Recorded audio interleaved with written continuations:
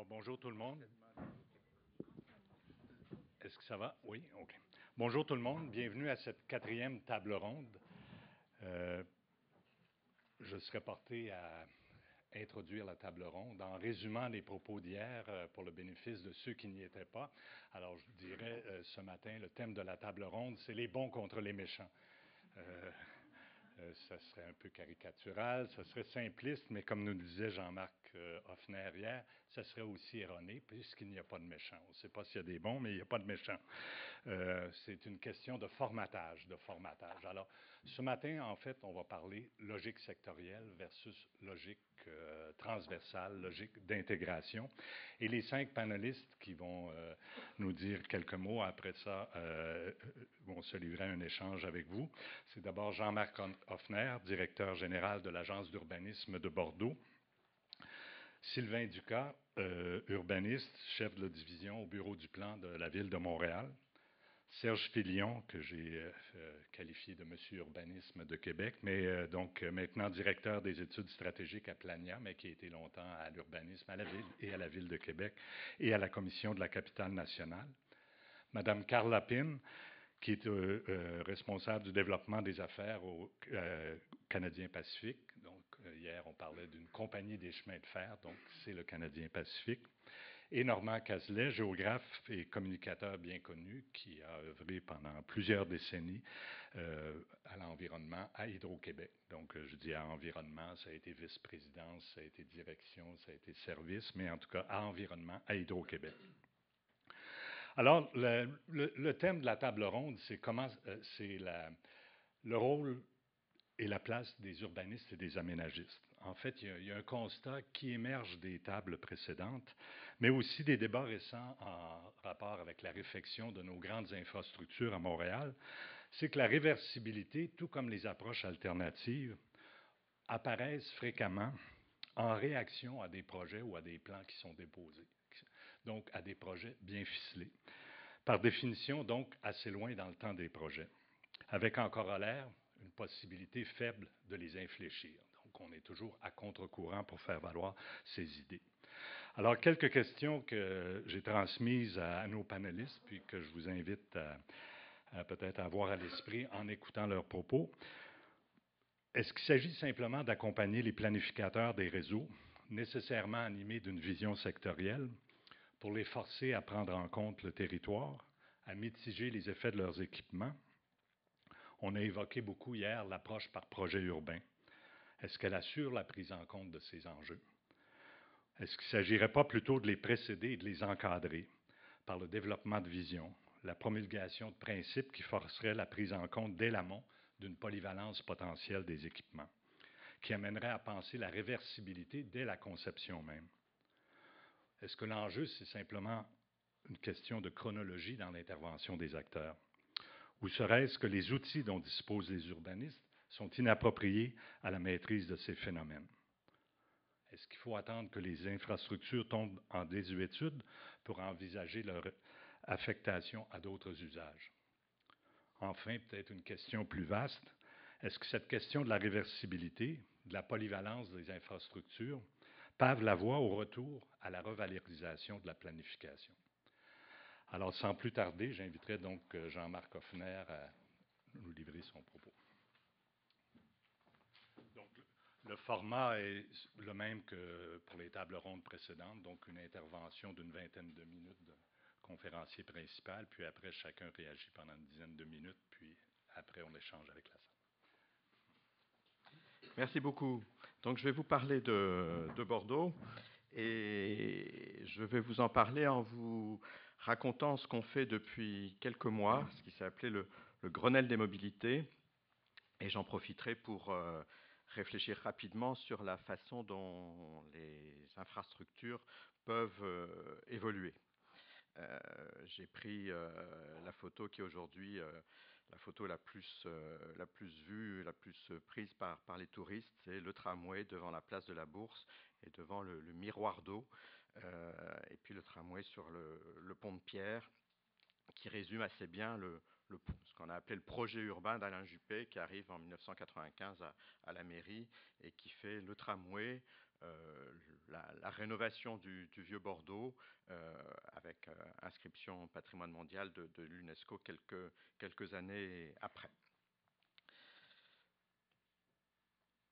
Alors, on aurait pu parler de ce que l'on transmet à travers les réseaux d'un point de vue patrimonial. Je n'insisterai pas là-dessus, mais je trouve que c'est quand même un sujet intéressant. Je dirais qu'à travers les réseaux, on transmet un processus de changement. Moi, je dirais les choses comme ça, à la fois parce que le réseau est la structure la plus pérenne finalement par rapport à ce qu'il y a autour, et puis parce que le foncier linéaire, c'est quelque chose d'extrêmement rare. Et donc, quand on a un foncier linéaire, on s'en sert pour tout. On cite souvent des lignes à haute tension qui se retrouvent sur des anciennes voies romaines. Et ben, on sait bien qu'on réutilise à chaque fois ce foncier linéaire. Et je trouve que c'est important justement toujours de le conserver parce que c'est quelque chose d'extrêmement rare et d'extrêmement compliqué à recréer. Mais je ferme cette parenthèse pour vous rappeler que Bordeaux a été le premier port français au XVIIIe siècle, que c'est aujourd'hui une relativement petite ville à l'échelle européenne. La communauté urbaine, 29 communes, 750 000 habitants.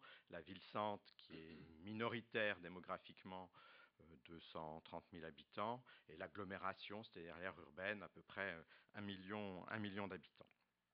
Voilà. Les Bordelais sont assez fiers de leur ville, un peu arrogants, dit-on. C'est pas totalement faux. Ils considèrent qu'en gros, en France, il y a Paris, éventuellement, il y a Bordeaux, et puis, comme ils sont connus dans le reste du monde, comme Paris, voilà, ils ont une certaine, non pas une certaine suffisance, mais une certaine autosuffisance par rapport à des villes comme Marseille, comme Lyon. C'est une ville qui vit plus sur elle-même, ce qui est un vrai problème par rapport au processus de métropolisation et au processus d'interconnexion à l'économie globale. Alors, pourquoi est-ce qu'on a inventé cette histoire de Grenelle des mobilités ? En sciences politiques, on dit souvent que la presse, et en particulier la presse locale, structure assez fortement l'agenda politique. Et c'est vrai. Et c'est vrai. Donc nous, on a un quotidien régional qui s'appelle Sud-Ouest et qui, chaque rentrée, en septembre, octobre, fait plusieurs unes sur les bouchons sur la rocade. Donc il y a une rocade dont je vous parlerai tout à l'heure, qui est effectivement embouteillée le matin et le soir, comme partout en France, mais qui est plus visible dans ces embouteillages. Et forcément, les élus locaux se ressaisissent régulièrement de cette question. Ce qui s'est passé aussi, donc depuis 2-3 ans, il y a eu les résultats des enquêtes ménages dont on parlait hier, et on s'est rendu compte que malgré les milliards investis dans le développement du tramway, qui aujourd'hui c'est un réseau de 43 km, cette fameuse part modale n'avait pas beaucoup évolué. C'est-à-dire que, grosso modo, on était péniblement passé de 9 à 10 ou de 9 à 11% de déplacements en transport collectif, et que la voiture restait largement majoritaire, avec plus de 60% des déplacements. Donc il y avait une espèce d'éclairage un peu faussé par ce qui se passe dans la ville-centre, où effectivement on voit beaucoup de piétons, de vélos, de tramways, et pas beaucoup de voitures, mais que sur l'agglomération, finalement, les choses avaient relativement peu évolué, même si, croissance démographique aidant, il y a eu plus de volume de trafic dans les transports collectifs. Donc quand même une certaine inquiétude. Et puis quand je suis arrivé avec mes certitudes ou mes questionnements d'anciens chercheurs, j'ai assez vite dit à mes élus préférés qu'on ne pouvait pas fonder une politique des déplacements sur le seul transport collectif en oubliant donc 90% des autres modes de déplacement, et que le succès du tramway, sur lequel je reviendrai, était tel qu'il avait un peu aveuglé les consciences, et que la seule réponse finalement qui était donnée à des questionnements sur la mobilité, c'était « continuons le tramway ». C'était sans doute une mauvaise réponse à une bonne question. Et puis, j'y reviendrai aussi, il y a une sombre histoire de grands contournements qui revient régulièrement et qui fait penser à la plupart des Bordelais que s'il y avait un grand contournement autoroutier pour le trafic nord-sud, la rocade serait décongestionnée immédiatement. Voilà, donc tout un faisceau d'événements, plus des jeux d'acteurs, comme il se doit, qui ont fait qu'à un moment, le président de la communauté urbaine de Bordeaux, qui n'est plus Alain Juppé depuis 2001, qui est Vincent Feltès, donc qui est le maire d'une petite commune, maire socialiste d'une petite commune de l'agglomération, a dit on va remettre tout à plat, ça ne peut pas continuer comme ça, il faut regarder les choses et il faut les regarder en particulier au-delà de la seule grande solution, remède miracle de l'infrastructure nouvelle. Alors en France, un Grenelle, ça fait référence au départ à mai 68, il y a eu parce que la rue de Grenelle à Paris, c'est la rue dans laquelle il y a le ministère du Travail, et donc il y avait eu des négociations patronat, syndicat, État, et puis ensuite, avec Nicolas Sarkozy, donc il y a quelques années, il y a eu le Grenelle de l'environnement. Et donc l'idée du Grenelle, c'est on remet tout à plat et on discute avec tout le monde, avec les parties prenantes, comme on dit dans le langage du développement durable. Donc c'est un mot qui aujourd'hui est assez bien compris, donc on a fait des Grenelles de la mer, etc. Et donc nous, on s'est dit, on va faire un Grenelle des mobilités sur la métropole bordelaise. Grenelle donc qui a démarré en début de cette année, en janvier, et qui est en train de se terminer dans sa première phase, si je puis dire, en ce moment. Alors, très rapidement, cette histoire de grand contournement, donc c'est un projet qui date de plusieurs décennies, qui revient régulièrement. Les jeux d'acteurs sont tels que tout le monde, à un moment, est pour ou contre. Donc la ville-centre, l'agglomération, le département, c'est le département de la Gironde, la région, etc. Il y a des positionnements politiques.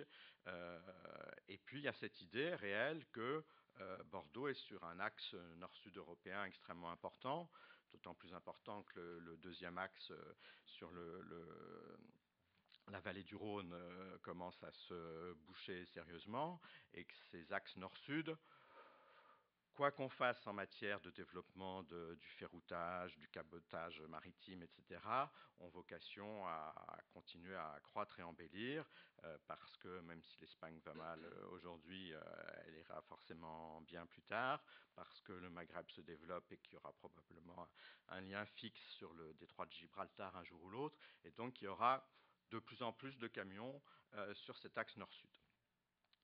Alors, finalement, le Grenelle de l'environnement a fait que ce grand contournement a été abandonné, mais il y a toujours cette idée que les camions espagnols embêtent les Bordelais le matin sur la rocade.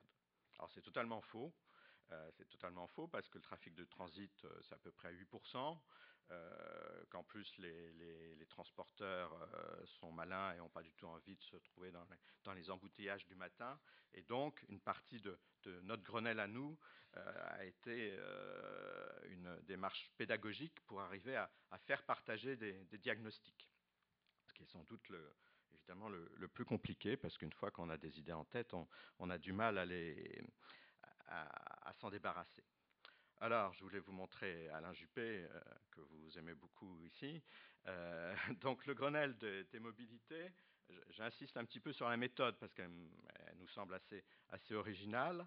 Donc, 5 acteurs publics, l'État, représenté par le préfet, la ville de Bordeaux avec son maire, la communauté urbaine avec Vincent Feltès, la région avec le président de région et le département avec, en l'occurrence là, le vice-président du conseil général. Et tous ces gens disent il faut prendre les questions de mobilité d'abord à la bonne échelle.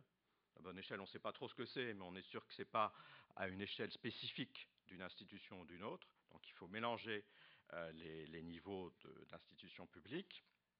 Et puis, et c'est là où c'est peut-être le plus intéressant par rapport à notre propos, il faut que les acteurs de l'offre soient mélangés avec les acteurs de la demande.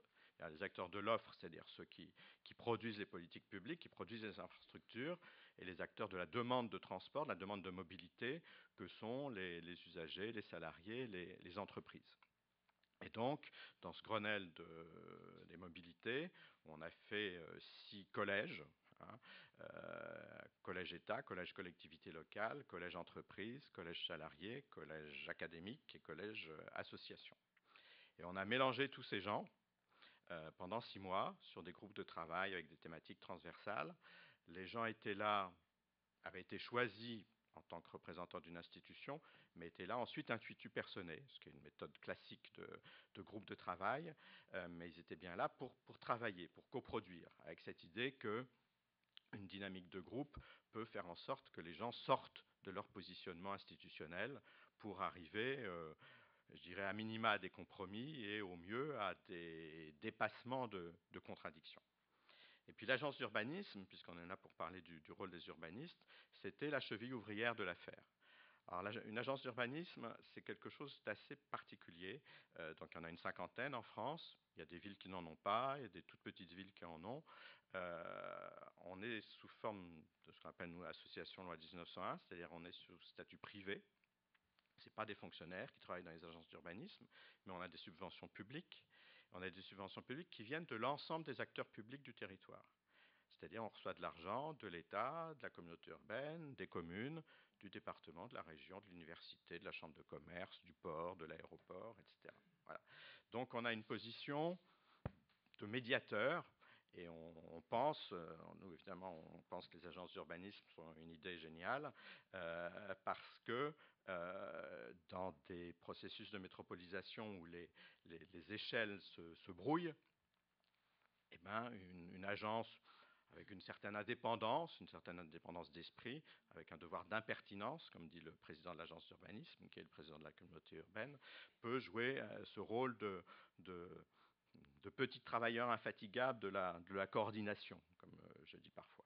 Et donc, l'agence d'urbanisme a joué ce rôle pour ce Grenelle des mobilités. Donc je passe.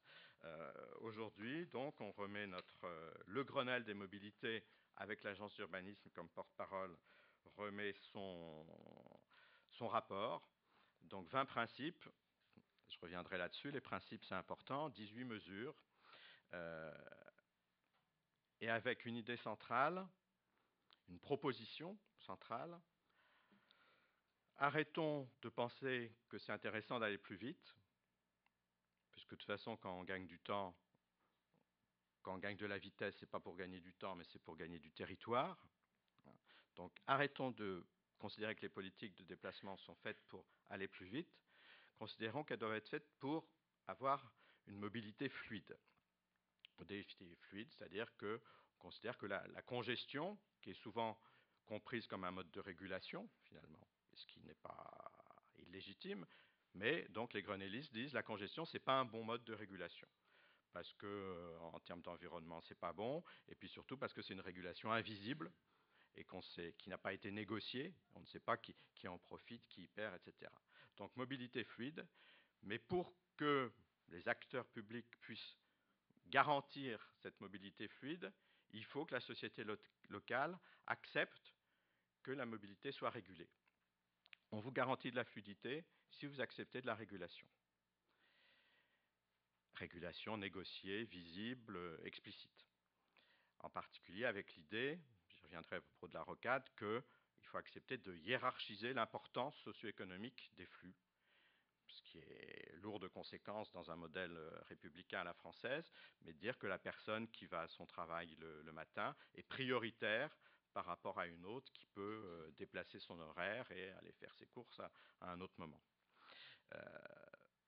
Autre élément important du deal qui est proposé par le Grenelle des mobilités, on vous garantit la fluidité, mais il faut que vous acceptiez encore quelque chose, qui est de la fluidité rapide, mais aussi de la fluidité lente.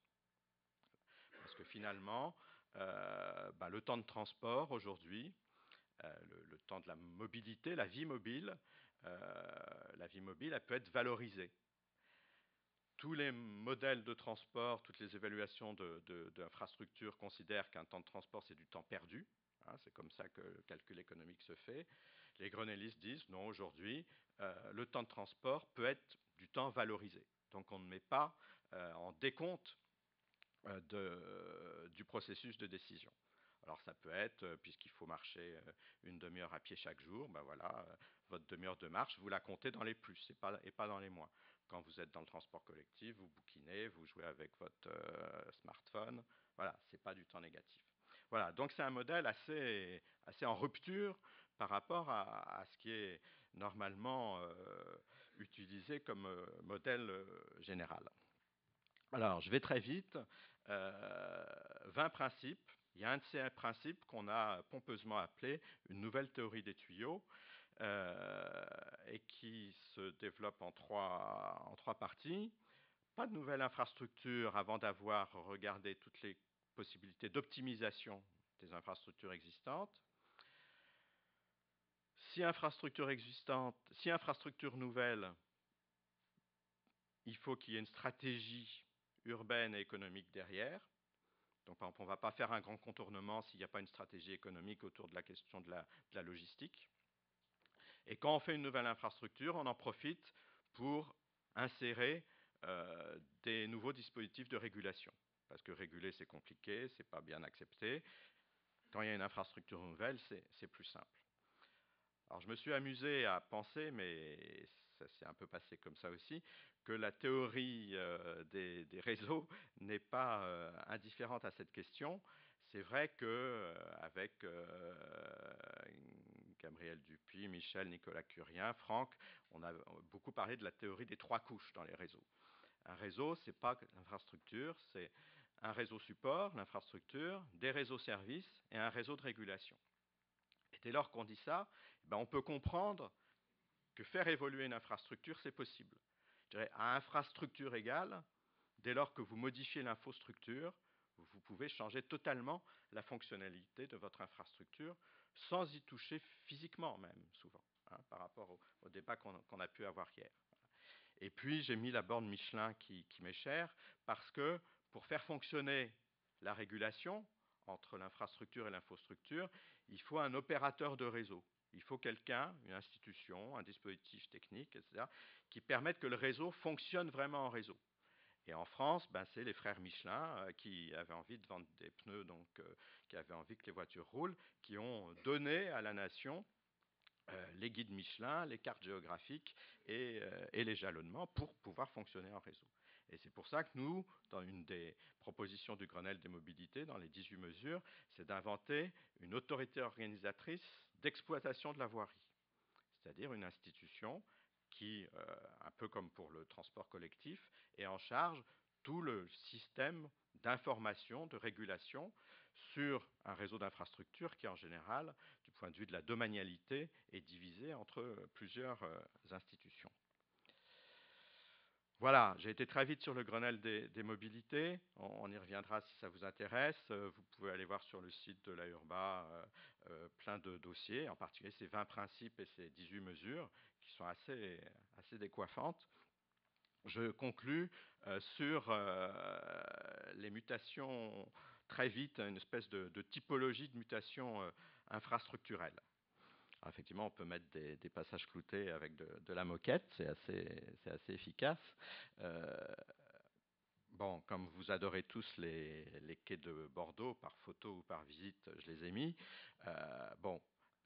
Les quais de Bordeaux, on est typiquement dans une infrastructure qui n'avait plus lieu d'être, puisque le port était parti en aval, et donc ce port fermé par des barrières n'existait plus. Et donc il y a eu cette idée à la fois très simple et géniale de redécouvrir la Garonne à travers donc des quais jardinés avec un maître d'œuvre paysagiste, Michel Corajou.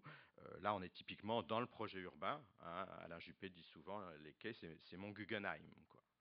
Voilà. Donc un projet urbain pas très réversible. Là, on est vraiment dans l'investissement lourd pour transformer un site qui était en fait un axe nord-sud extrêmement important. Quand un Parisien allait en Espagne, il avait une chance sur deux de passer par les quais de Bordeaux. Alors, le tramway. Alors moi, je ne peux pas tout à fait dire n'importe quoi maintenant, puisque je ne suis plus universitaire, mais je suis dans l'opérationnel. Mais je vous dirais que le tramway est sublime. C'est un très beau mobilier urbain. Voilà. Voilà. Donc le sublime, vous le connaissez, donc j'insiste pas. Pourquoi je dis c'est un très beau mobilier urbain? Parce que peut-être que pour le coup, on a été trop loin dans l'appropriation par les urbanistes du projet. Voilà.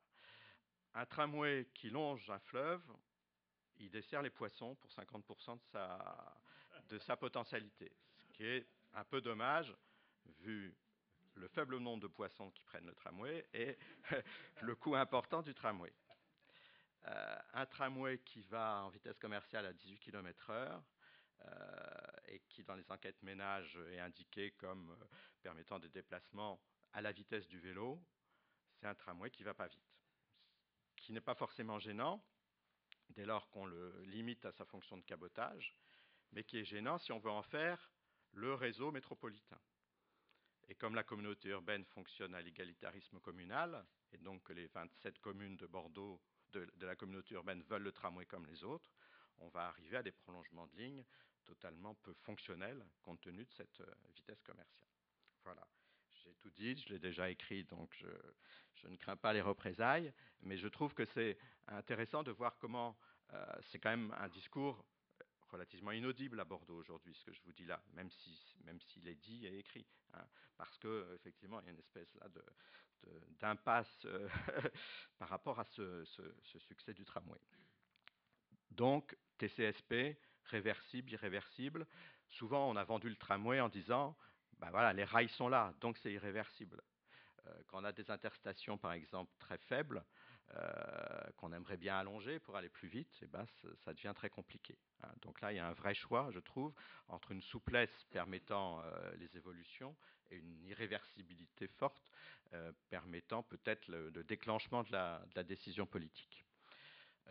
Une appropriation, les espaces verts, les espaces viers piétons. Je trouve que c'est intéressant de voir comment, progressivement, on passe du modèle rue piétonne au modèle les piétons partout. Hein, l'idée de Georges Amar, la marche cellule souche, une des mesures du Grenelle, c'est mobilité piétonne universelle. Et le déclencheur de cette mesure, c'est interdiction de stationnement des voitures, interdiction d'arrêt des voitures devant les écoles. Ce qui n'est pas joué, mais qui peut être un déclencheur extrêmement puissant compte tenu de la très forte part des enfants accompagnés en voiture. J'ai plus que... J'ai déjà dépassé. Une minute pour la rocade. Alors, cette fameuse rocade, c'est la plus longue de France, 45 km. Elle constitue en plus l'axe économique de la communauté urbaine, puisque pratiquement la moitié des emplois se trouvent autour de la rocade. Elle est congestionnée 2 heures le matin, 2 heures le soir, ce qui est à la fois embêtant et pas catastrophique.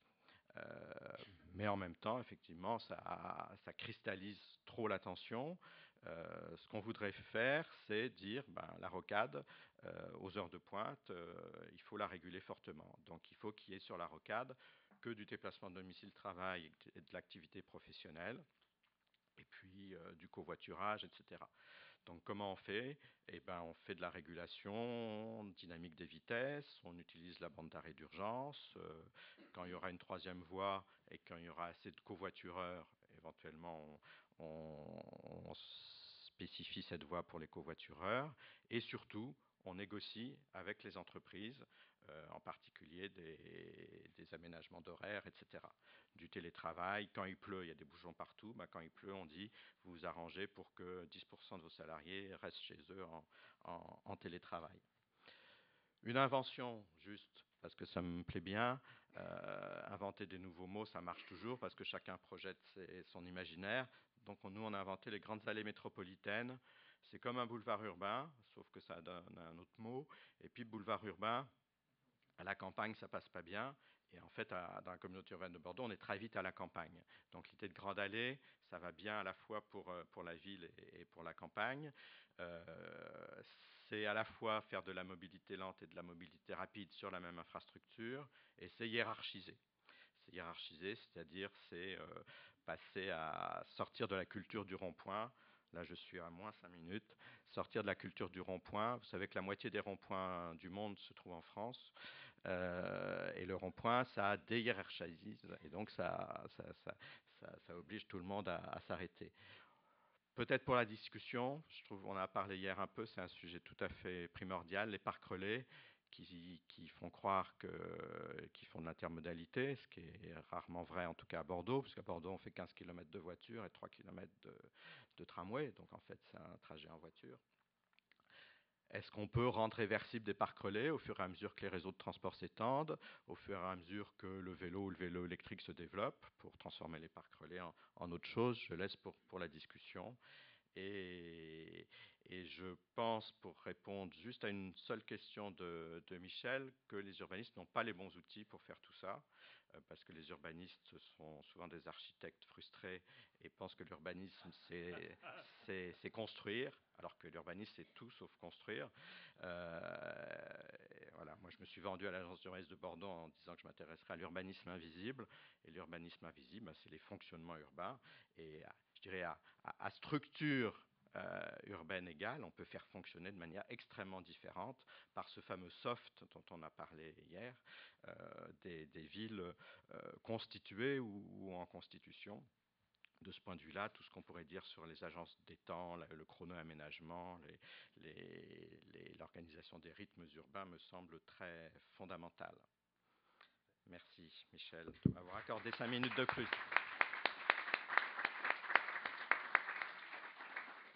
Alors, merci bien, Jean-Marc Hoffner. Je pense qu'il y a beaucoup d'idées tout à fait intéressantes. La table est bien mise pour la table ronde de ce matin. Donc, sans plus tarder, je passe la parole à Sylvain Ducadre.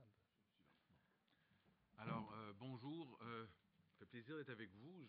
Puis ça m'a fait plaisir de répondre favorablement à l'invitation de Michel Gariepi. En fait, mon intervention va être plus de l'ordre de l'interrogation, en reprenant même certaines interrogations d'abord du texte de présentation, puis des propos qui ont été soulevés, entre autres, par plusieurs intervenants d'hier. Alors, je n'ai pas les réponses. J'espère qu'ensemble, on pourra peut-être les trouver. Et d'abord, je me suis amusé. La première question qui nous a été posée, c'est comment planifier le territoire dans un paradigme d'infrastructures réversibles. Je trouvais ça amusant de penser qu'on peut mettre des infrastructures à l'envers. Hein? Bon, mais je n'ai pas tout à fait saisi, mais je pense que je comprends un peu mieux aujourd'hui.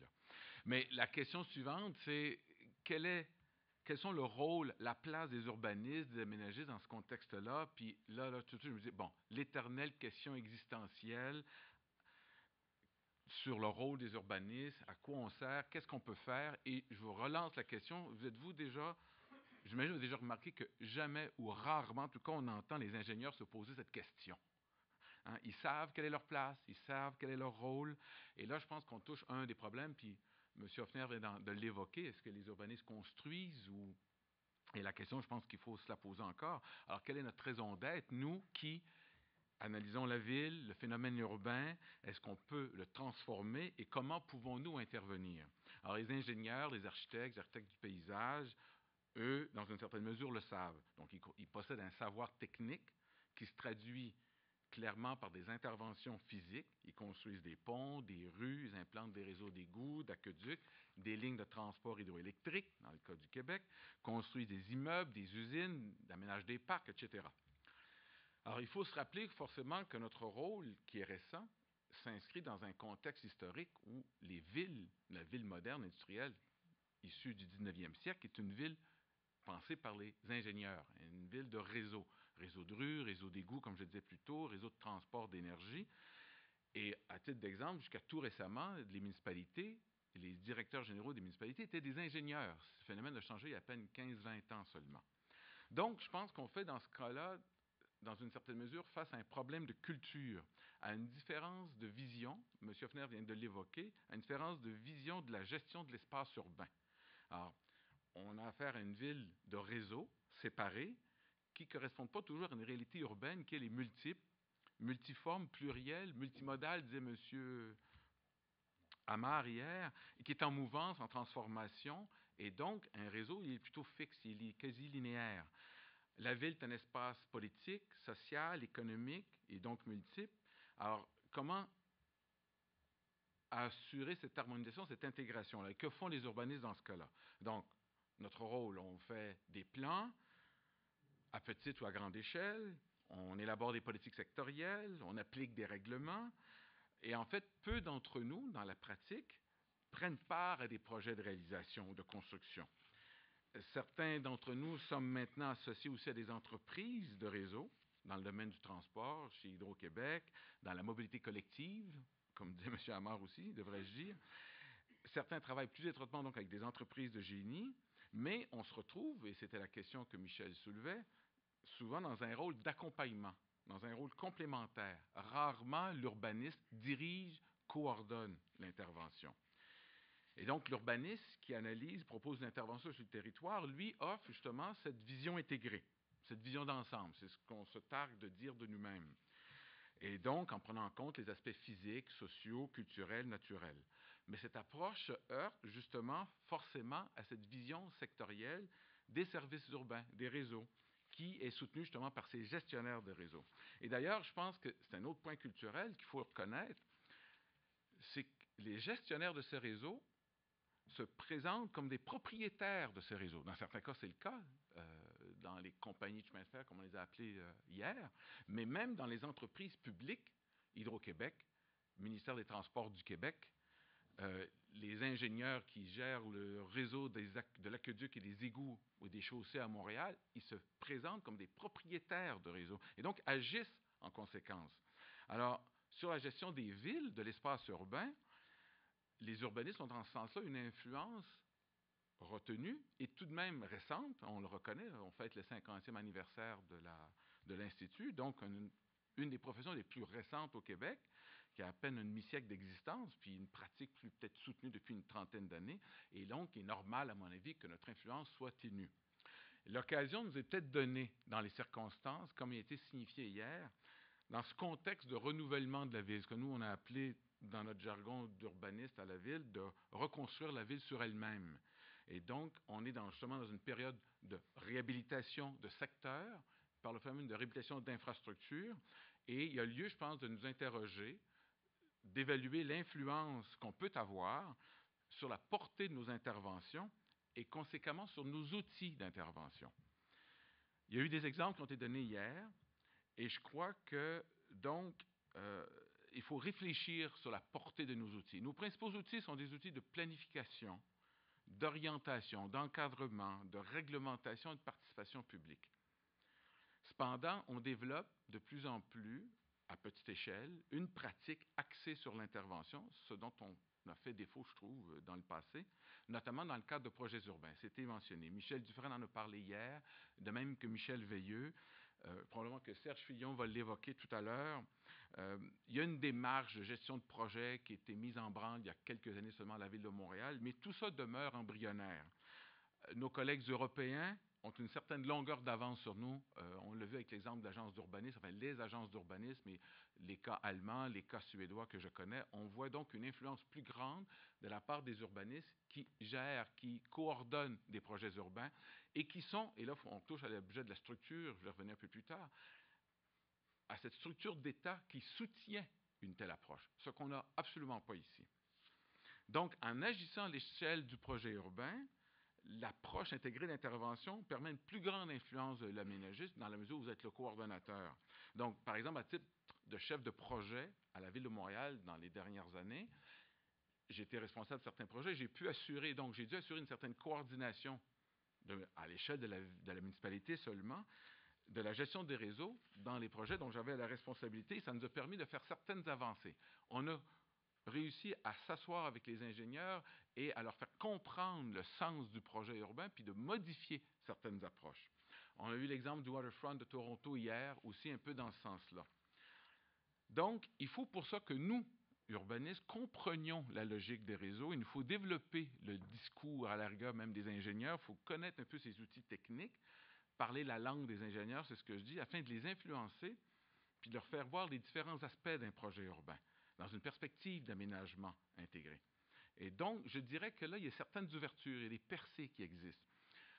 À titre d'exemple, on a dû revoir toute l'approche de la gestion des eaux dans le cas du projet du campus Outremont avec les collègues. On est encore avec des infrastructures lourdes, je le reconnais. On a réussi à faire des petites percées dans un projet sur la rue Chabanel pour récupérer les eaux de surface. Il y a des choses qui se produisent avec la gestion des déchets.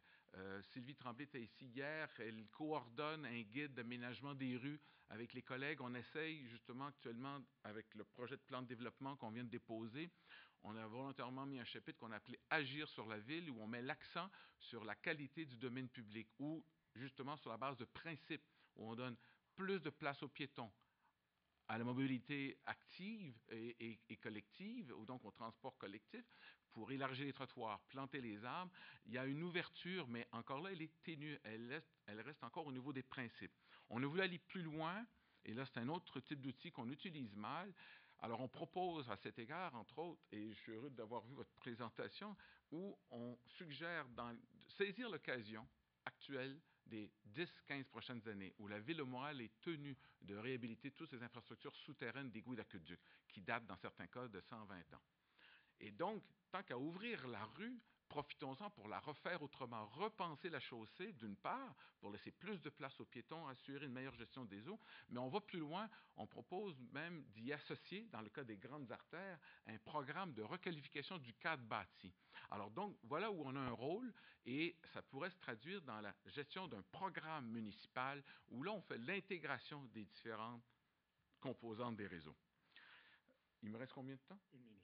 Bon, alors je vais plus vite. Il y a d'autres exemples que je voudrais citer, mais j'y reviendrai.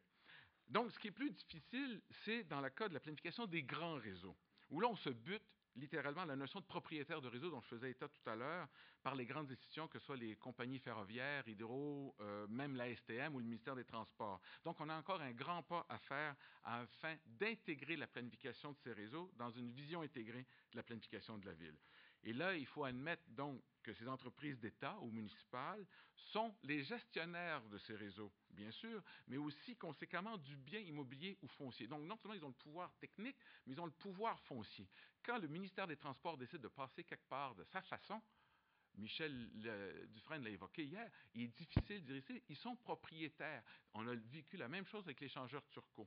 Donc, si on veut avoir une influence en tant qu'urbaniste ou en tant que gestionnaire de la ville plus grande sur l'intégration de ces réseaux dans la gestion de la ville, il faut revoir la mission de ces gestionnaires, il faut revoir la mission, à mon avis, de ces grandes entreprises pour y intégrer justement la nécessité d'une intégration à l'aménagement urbain. Et là, j'interpelle à la rigueur même les pouvoirs étatiques.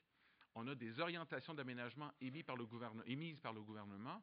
Dans quelle mesure sont-elles vraiment suivies et mises en application?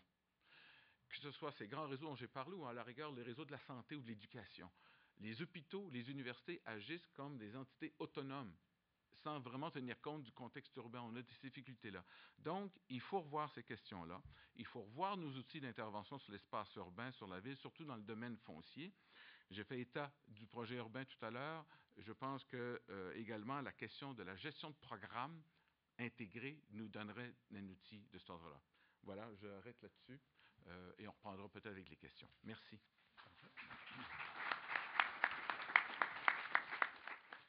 Merci beaucoup, Sylvain. En t'entendant, j'ai pensé à une inquiétude qui s'est retrouvée dès les premiers travaux effectués par Gabriel Dupuis, c'est-à-dire, pour lui, il était très préoccupé de la capacité des urbanistes de maîtriser le fait technologique. Donc, je pense que c'est intéressant de voir une réactualisation de cette préoccupation-là. Alors, on peut passer à Serge, s'il vous plaît. Serge Fignon. Donc, oui, je dirais, M. Dupuis, si vous saviez tout ce qu'on ne sait pas. Alors, il ne faut pas s'angoisser pour autant. Je pense que tout ce qu'on n'a pas lu, tout ce qu'on n'a pas vu. Mais je pense que l'urbaniste, pour répondre à la première question, est condamné à un rôle de leadership, de vision, hein, je dirais de persévérance, de ténacité, parce qu'il n'y a aucun projet urbain qui va se rendre à terme. Et je voulais appuyer mon propos, Michel, sur 5 projets assez considérables où c'est ce qui m'a permis de rester avec beaucoup de plaisir à la Ville de Québec pendant 32 ans. c'est de livrer ces projets finalement avec trois gouvernances politiques différentes et des successions de fonctionnaires, une armée de fonctionnaires. La ville a passé de 3 700 à 7 000 employés. Alors, c'est un peu comme faire de l'équitation. Vous montez une monture qui est beaucoup plus puissante que vous. Alors, c'est sûrement par le bout des doigts qu'il faut la contrôler, mais pas par la force. Alors, donc, je vais simplement nommer les 5 projets et je n'ai pas d'image parce que vous connaissez aussi bien Québec que moi, là, mais ça va vous donner un référentiel spatial. 5 projets là, qui ont pris entre 30 et 40 ans et je suis chanceux d'avoir survécu à mes projets. Je peux même travailler dans des bureaux qui sont dans mes projets. Je peux même. Et quand je dis mes projets, là, je vise la machine administrative municipale et même le gouvernement du Québec et même le privé. Parce que comme urbaniste, et même le gouvernement fédéral, j'avais un dicton à la commission de la capitale. Je disais à mes collègues, quand on avait rassemblé à peu près tous les sous-ministres du gouvernement du Québec pour leur parler de la vision et des orientations gouvernementales, mais je disais, il y a un grand absent ici. Maintenant, il faut fédérer les fédéraux. Et vous savez qu'ils possèdent 40 de la colline parlementaire. Alors, donc, les 5 projets dont je veux vous parler, que vous pouvez aller voir sur le terrain et où on peut dire que la vision, le leadership, la persévérance, la ténacité dans toutes les épreuves a été la présence d'un service d'urbanisme qui a toujours été fort, toujours été solide, toujours été diversifié, toujours été branché sur le monde universitaire, a toujours été branché sur la population. On ne compte pas les heures de consultation qu'on a fait, c'est des milliers d'heures de vol. Hein, et se faire dire toutes sortes de choses dans les salles publiques. Donc, c'est le karma des urbanistes. Et pour réussir un projet en urbanisme, il faut être un petit peu politique aussi. Politique, j'espère, avec un grand P, mais c'est la prétention de tous les politiques, alors on peut l'avoir nous aussi. Les 5 projets en question, c'est, et je les nomme là, sans priorité, peut-être par âge. Le premier, bien sûr, ça a été la réfection de 2 quartiers complets. Le premier, ça a été le Vieux-Québec.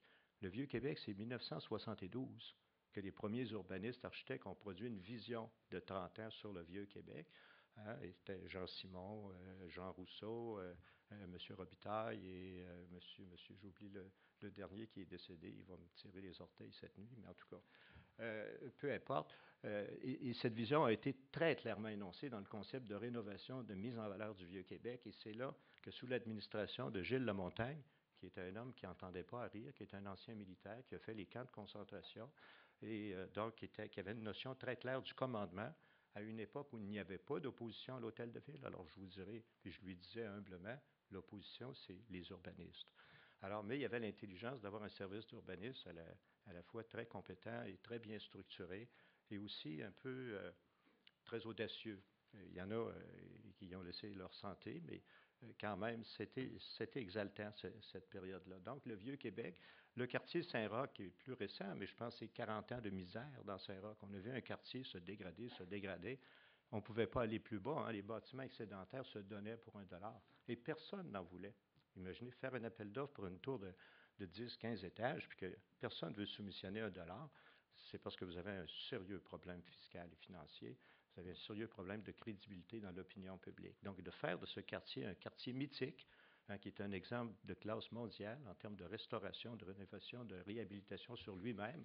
Nathalie peut en témoigner, elle est une de celles qui ont persévéré dans des ouvrages de cette envergure-là, mais il y avait toujours cette même vision, ce même cap. Et je vous dirais que dans le quartier Saint-Roch, des fois, les vues du service d'urbanisme puis celles de l'administration politique n'étaient pas les mêmes.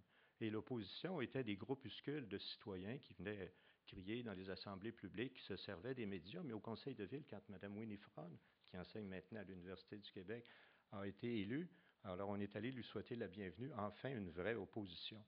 Alors donc, c'est possible comme fonctionnaire, comme urbaniste, d'avoir une vision. Je vous passe sous silence que pour résister dans cette dans cette aventure-là, on a dû beaucoup se servir des médias, ce qui est très mauvais pour un fonctionnaire de faire des conférences de presse, des déclarations. Je pense que c'est plus possible aujourd'hui. Là. Vous auriez votre bleu le jour même. Mais dans le temps, c'était comme une tactique inconnue. Alors, l'effet surprise, en termes militaires, c'est toujours pas.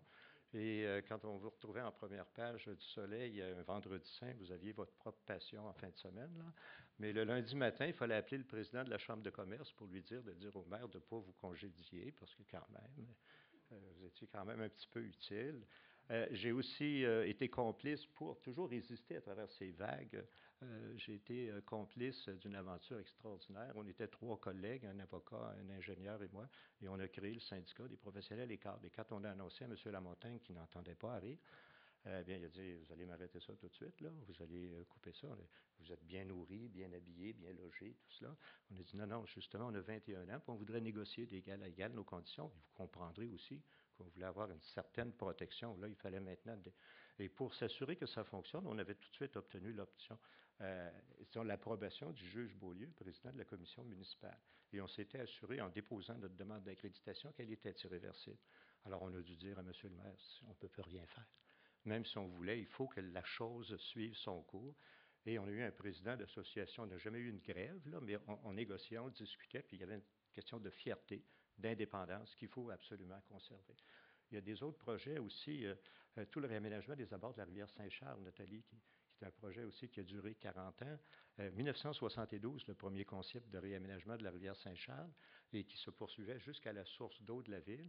Alors, c'est des visions, bien sûr, quand c'est publié sur des terrains contaminés, où on venait d'enlever les voies ferrées, la rivière étant un égout à ciel ouvert, et où on avait la bonne idée de construire les murs de la Seine, mais sans faire Paris. Alors, donc, on avait des murs que les gens appelaient bétonnés, en très belles pierres de granit, mais qu'on a dû démolir.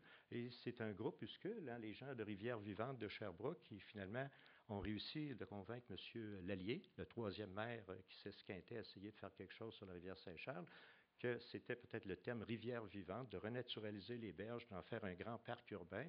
Et finalement, le concept de 1972 a toujours résisté, 50 habitation, 50 parc et espace vert.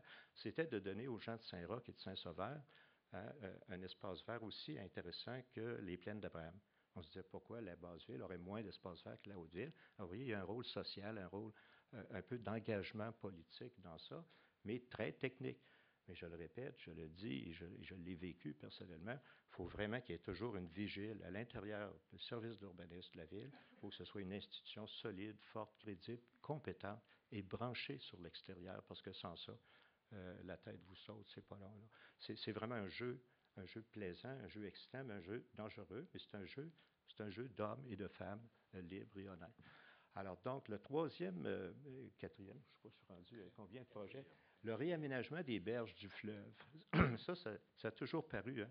On me dit, à un moment donné, quand je réclamais la paternité de ce projet, mais voyons, M. Fillon, Marc-Yvan Côté, puis l'ancienne mairesse de Sillery ont déjà pensé à ça. Je dis oui, mais ils y ont pensé, mais ça ne s'est pas fait. Effectivement, c'est un projet qui traînait. Alors, la façon de mettre ce projet en œuvre, c'est incroyable. C'est une très, très belle histoire. D'abord, c'est de fédérer les gens de la région. Donc, ça a passé par la communauté urbaine. On a réuni tous les urbanistes, mais c'est vraiment au niveau des urbanistes. Tous les urbanistes qui avaient un front de mer, même ceux qui n'en avaient pas, on dirait, on va vous négocier un accès aux droits de mer. Mais donc, que la capitale ait un accès aux droits de mer, ça nous paraissait extrêmement important. Moi, j'ai passé mon enfance à me faire dire défense de passé, terrain privé, terrain contaminé, voie ferrée, alors que la bordure du fleuve, c'est le contact le plus intéressant, le plus important de la ville avec la mer, comme disait Antoine Grumbach, vivre dans une ville portuaire, c'est un peu vivre ailleurs. Et c'est extrêmement intéressant, mais pourquoi on était toujours en antipathie avec le port, alors qu'il y avait une espèce de collusion tout à fait naturelle? Et la direction du port nous a autorisés à faire la promenade Samuel de Champlain en espace vert, parce que ce n'était pas dans la zone opérationnelle du port. Probablement que dans leur stratégie à eux, ils se disaient, si on leur donne ça, ils vont nous laisser tranquilles pour le reste. Alors, mais pour nous, ce n'était qu'une première vague d'attaques. Et d'ailleurs, la promenade Samuel de Champlain, c'est assez rare dans ma carrière que j'ai... Oh mon Dieu, pas déjà. J'ai déjà vu un projet comme ça qui a fait le consensus des élus locaux, hein, de la communauté urbaine. Là. Tout le monde était d'accord avec le projet. Évidemment, le 400e est arrivé, c'est une chance providentielle. Le gouvernement du Québec ne savait pas quel cadeau donner à la ville. On a dit, c'est ça. Et finalement, pour fédérer les fédéraux, le fédéral a dit, j'embarque pas avec vous, parce qu'on avait proposé une société mixte, un peu comme à Toronto, fédéral, provincial, municipal. Ça a dérangé beaucoup, beaucoup. Alors on dit, non, nous, on va faire notre part, mais curieusement, la partie fédérale, la partie provinciale, ça s'emboîte dans un seul et même projet. Donc, fédérer les fédéraux, c'est possible. Alors, c'est vraiment un message d'espoir. Et aujourd'hui, hier ou avant-hier, dans le discours du trône, Mme Marois annonçait d'autres phases de la promenade. C'est la première fois de ma carrière que dans un discours du trône, on parle d'un projet d'urbanisme. Alors, c'est intéressant, c'est encourageant. pas dire que c'est reposant et que c'est facile, là, mais ça se fait.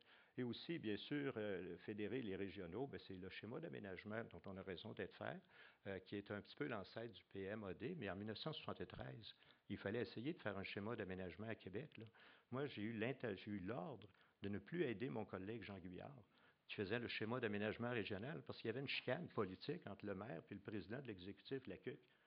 C'est une farce grotesque. Alors, pour ce faire, j'ai appelé les autorités gouvernementales. J'ai dit, on a un problème. La communauté, c'est votre création. Mon maire ne veut plus que j'y aille. Pourriez-vous l'appeler? Le lendemain, j'avais un appel, M. Fillon, vous pouvez y aller. Et donc, on a travaillé avec les organismes municipaux. Ça a été 13 ans de travail pour accoucher d'un premier schéma. On a discuté longtemps sur la forme de la table. Là.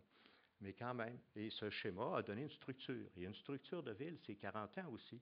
On a créé un projet, par exemple, de collectivité nouvelle de 60 000 habitants, 1969, celui-là. J'y travaille maintenant. Donc, ça se fait.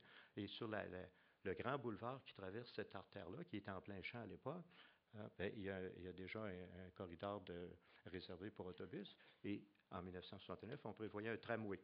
Alors, ça vous donne une idée. Je termine là-dessus. Mais je voulais donner un message d'espérance. On peut faire des choses, mais soyez surtout pas seuls. Merci.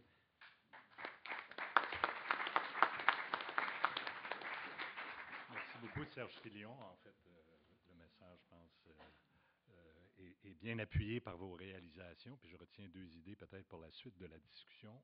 Un service d'urbanisme fort, près du politique ou en résonance avec le politique.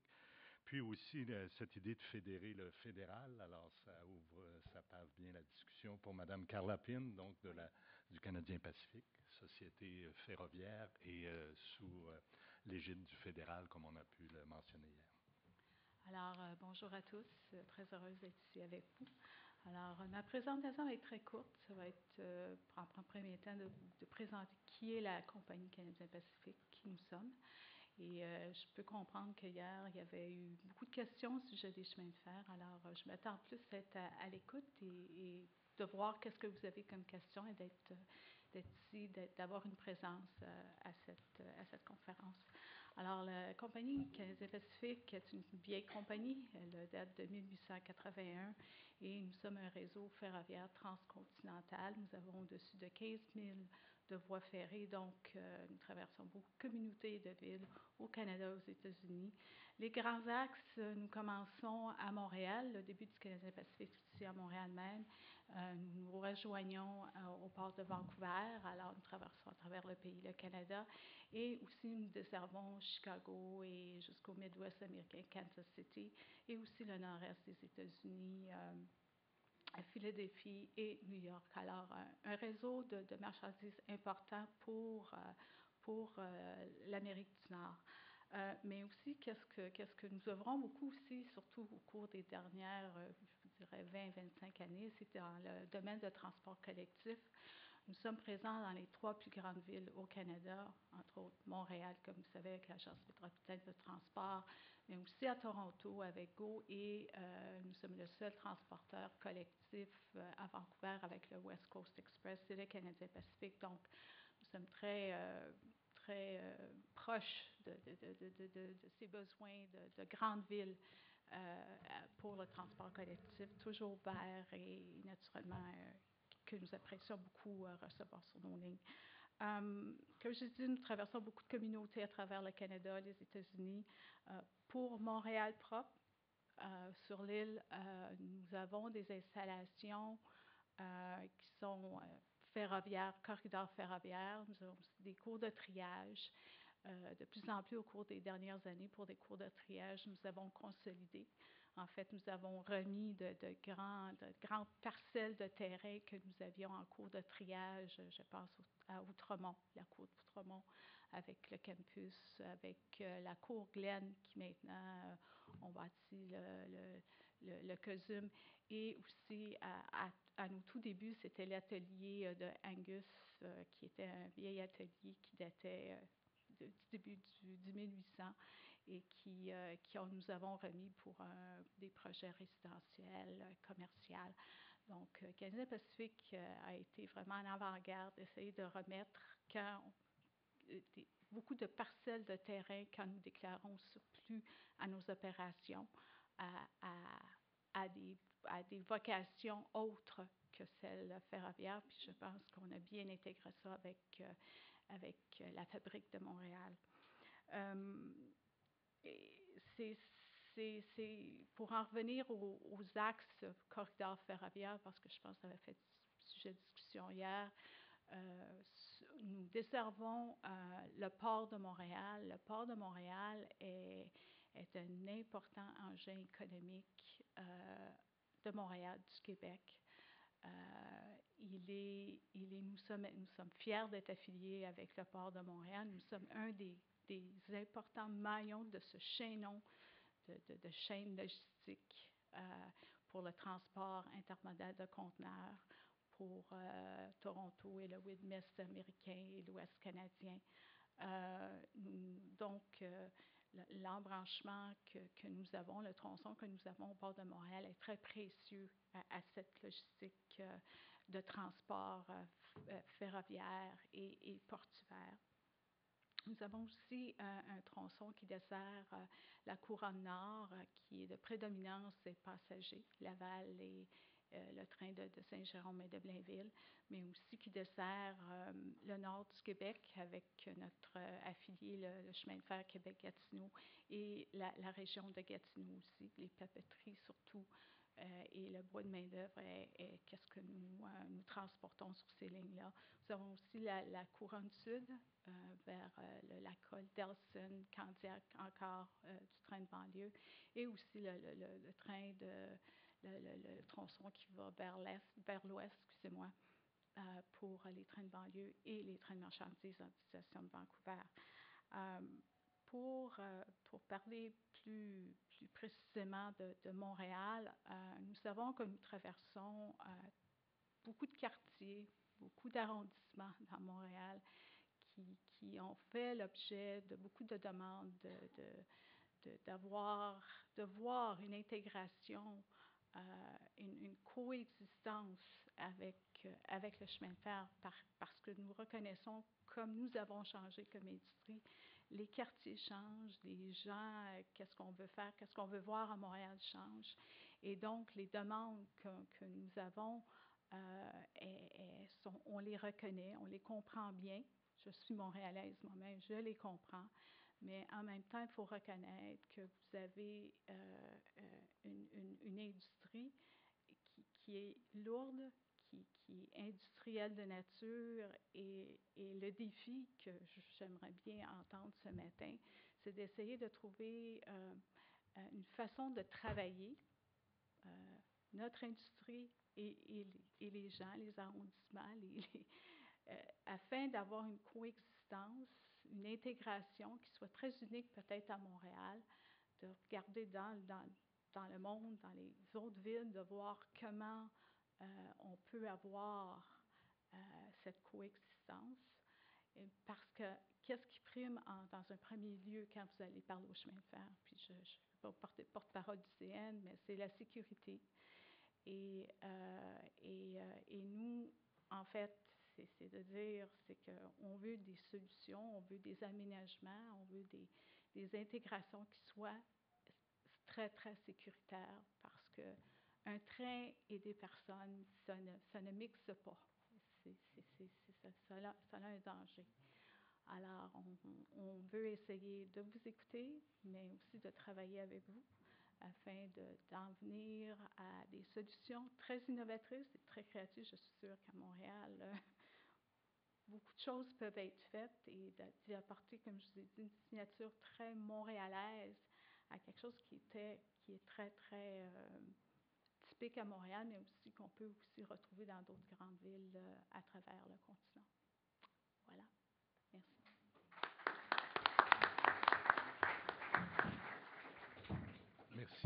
Merci, Madame Pine. Puisque vous avez pris moins que le temps qui vous était alloué, vous me laissez une porte pour une question.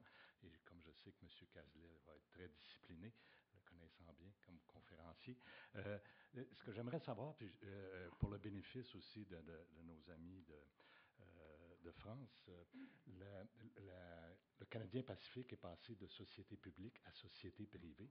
Et ce que j'aimerais vous entendre sur cette question de surplus, c'est-à-dire dans quelle mesure cette idée d'intégration, de polyvalence est-elle compatible avec une société privée qui a des impératifs de rentabilité? Comment vous pouvez faire une place à ces enjeux-là qui habituellement ne sont pas rentables au sens traditionnel du terme? Excusez. Oui. Quand les analyses se font de remettre en surplus des parcelles de terrain, c'est que, si je m'en tiens aux 3 exemples, il y a beaucoup la tendance est de consolider. Vous devez revenir dans le temps que le Canadien Pacifique date au-dessus de 125 années, où tout était plus éparpillé. La ville, elle avait une autre dynamique. Le chemin de fer avait une autre dynamique. De plus en plus, on cherche à consolider. Et donc, quand on fait ces revues-là, dans cette optique-là, c'est là qu'on devient conscient que certaines installations n'ont plus besoin parce que la consolidation est la meilleure façon. Mais aussi, parfois, l'industrie change, donc les besoins ne sont plus là. Donc, c'est vraiment une décision d'affaires de retourner, de vendre.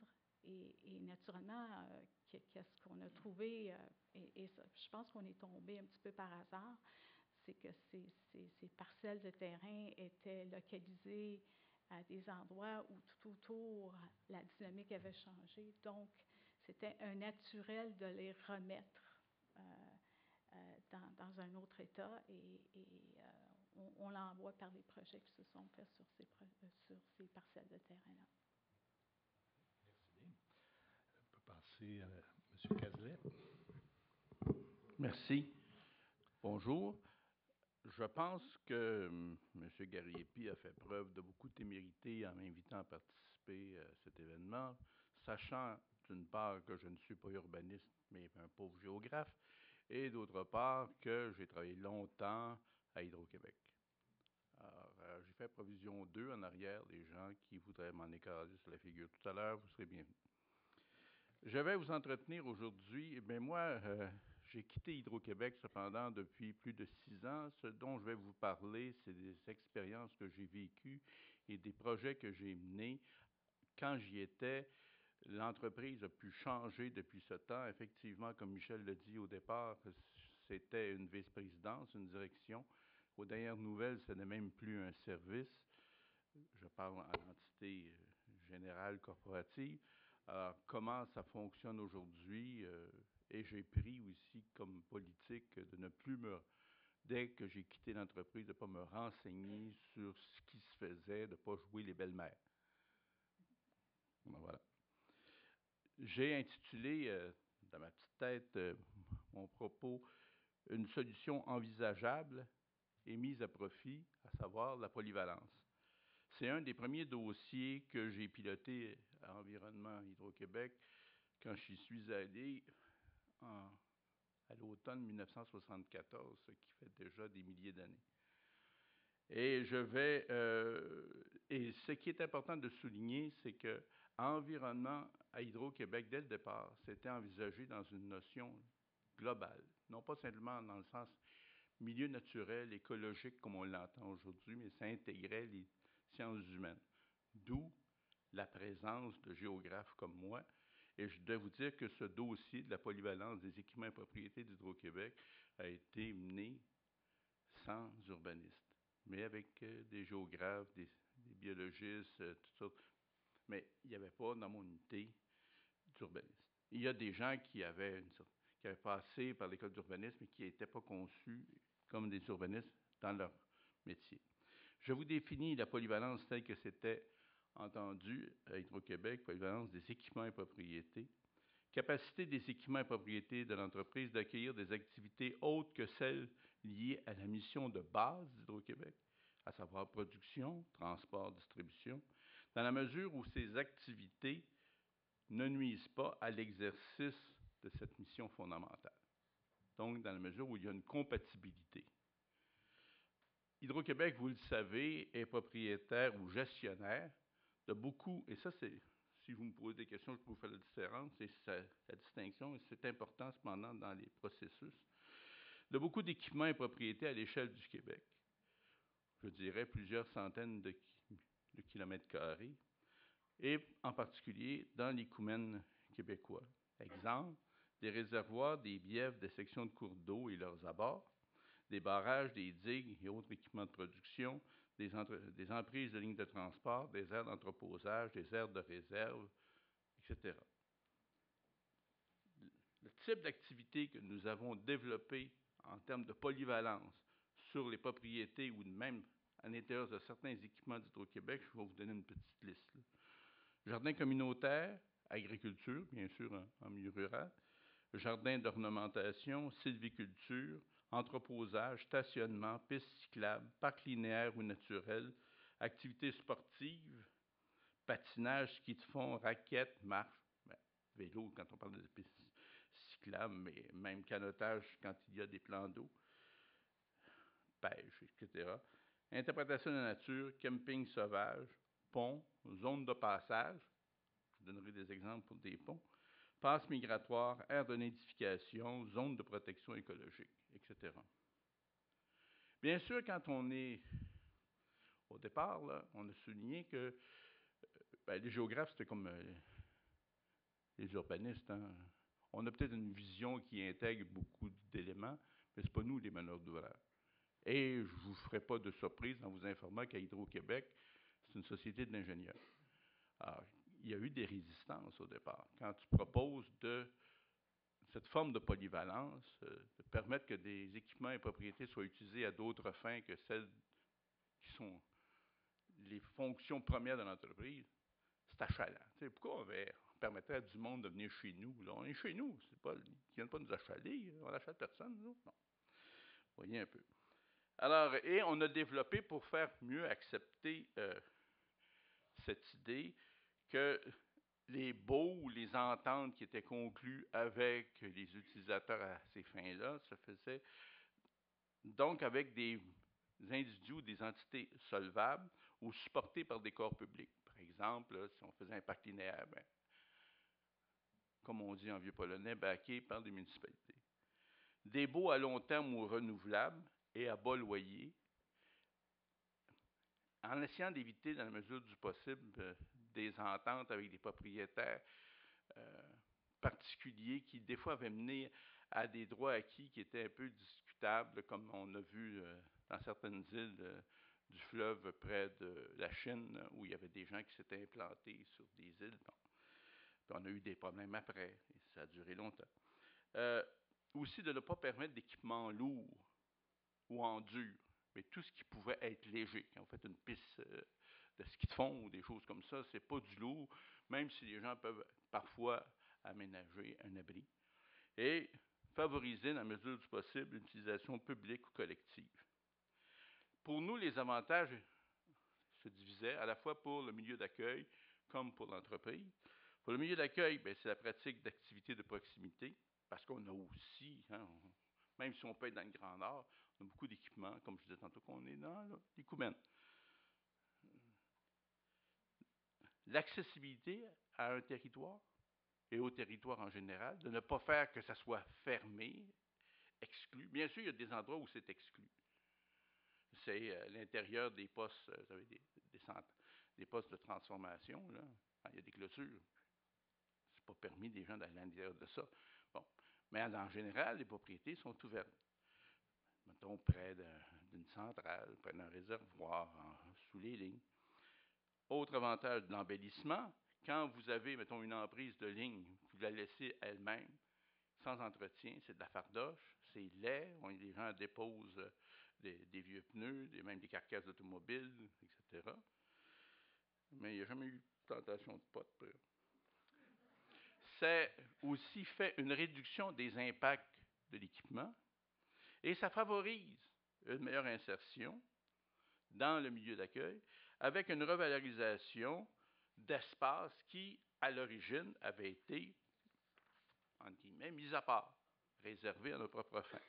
Pour l'entreprise, parmi les avantages, une réduction des impacts, bien évidemment, une meilleure insertion, en même temps en donnant une forme de plus-value à la propriété, à l'équipement, puisqu'elle pouvait servir à autre chose.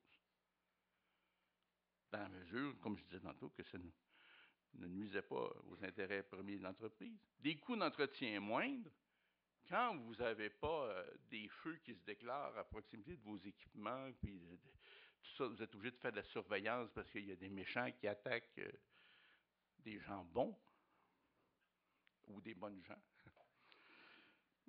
Moins de vandalisme. Alors ça, à la fois le coût d'entretien moindre puis la réduction du vandalisme, ça a été des bons arguments de vente à l'interne. J'ai piloté des études là, pour démontrer, puis ça par des économistes, des vrais, là, puis des économistes patentés, des économistes universitaires, c'est des vrais, c'est des sérieux, hein? Pas des économistes qui travaillent pour des entreprises, non, des vrais. Et qui ont démontré noir sur blanc que l'entreprise y gagnait. Pas des millions, mais même en termes financiers, d'opération, l'entreprise y gagne. Et il y avait donc des retombées économiques pour le milieu, puis pour nous. Parce que des retombées économiques pour le milieu, parce que si vous avez des activités, j'achève, vous avez des activités, que ce soit ski de fond ou un parc, etc., il y a des gens qui fréquentent, puis ça a des retombées, et une meilleure acceptation par le milieu. Si vous voulez me poser des questions tantôt, je pourrais donner des exemples sur les bassins de décantation aux abords du canal de Portnoy, les aires d'identification du canard. On a négocié 176 avec Canard Illimité. Le parc national de Plaisance dans l'Outaouais, qui est un parc sur le bord de la rivière où il niche des canards et s'arrête d'autres volatiles. Des parcs linéaires en ville. Exemple, dans les emprises de ligne, il y en a même deux à Québec. Un notamment dans l'axe des ponts de Québec. Le parc des Sept Chutes sur la côte de Beaupré. Le parc de la Doncaster près de Sainte-Adèle, à Val-Morin, qui est sur la Doncaster, qui était une propriété d'Hydro-Québec, qui ne servait plus à produire de l'électricité. Des jardins communautaires urbains dans les emprises de ligne, etc. Il y a des exceptions. Par exemple, l'auberge de Baluchon, c'est du dur, bien sûr. C'est sur une propriété d'Hydro-Québec qui ne servira jamais à la production, mais qui a eu déjà un moulin de production électrique. Alors là, on a consenti un bail à long terme. C'est l'auberge connue d'aujourd'hui. Des ponts, par exemple, il y a le pont sur la centrale de Paugan à l'eau. Alors, la route passe littéralement sur la centrale. C'est la même chose à Manic 5. Alors, par la suite, et je termine là-dessus, cette polyvalence a été, c'est parti d'un mouvement spontané à l'origine. Ça a été enchâssé dans la politique d'environnement d'Hydro-Québec qui a été renouvelée. La première version en 82, renouvelée plus tard, qui respecte pleinement les deux principes fondamentaux de la politique, réduction des impacts, insertion harmonieuse dans le milieu, et qui permet même d'aller au-delà des exigences légales ou réglementaires. Puis en même temps, ça nous a permis de décentraliser la fonction pour l'application de la polyvalence. En conclusion, tout le monde y gagne. On a une optimisation des espaces et des lieux, un partage des équipements et des propriétés et un meilleur voisinage. Merci.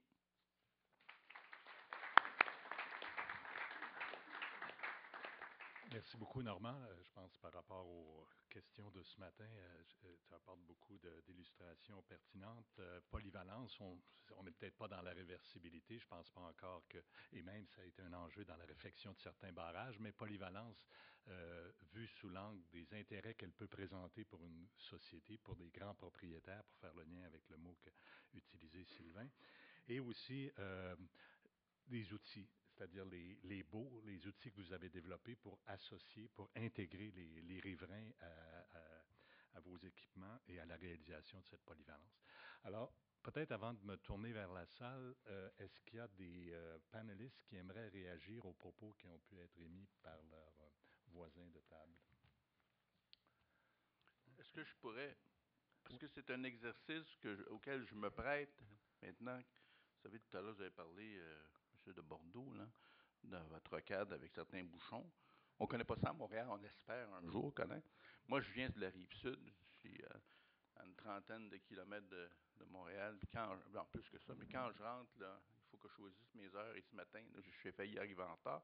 Mais une des autres raisons aussi où je suis arrivé en retard, presque, c'est lié au manque d'information en termes de signalisation. Moi, ce que j'aime quand je suis en Europe, on vous dit Paris, l'Étoile, les quais, etc. Ici, là, puis même, juste pour ce petit pavillon, c'est marqué le pavillon Grou. C'est pas marqué le pavillon qu'on m'a donné pour me rendre ici. Et j'ai perdu 20 minutes à essayer de trouver le dernier pavillon. Je m'excuse, mais je trouve qu'au Québec, on fait de la signalisation en fonction des voisins. Tu sais, tu sors, boulevard des Quatre Bourgeois. Où te mène le boulevard des Quatre Bourgeois, puis est-ce que tu es arrivé sur le bord de... Personne ne te le dit. Mais les gens qui restent dans le coin le savent. Mais la signalisation fait partie de l'équipement urbain. Il me semble que les urbanistes, vous devriez agir de façon très forte sur une signalisation claire, parce que vous parliez tout à l'heure de la fluidité. Et quand les gens se perdent, ça nuit à la fluidité. Excusez-moi, mais c'est mon éditorial de ce matin. Merci, Normand. Problème très réel, effectivement. Problème aussi, signalisation qui varie selon les régions et selon les tronçons de route. Alors, Madame Pauillac-Scherrer.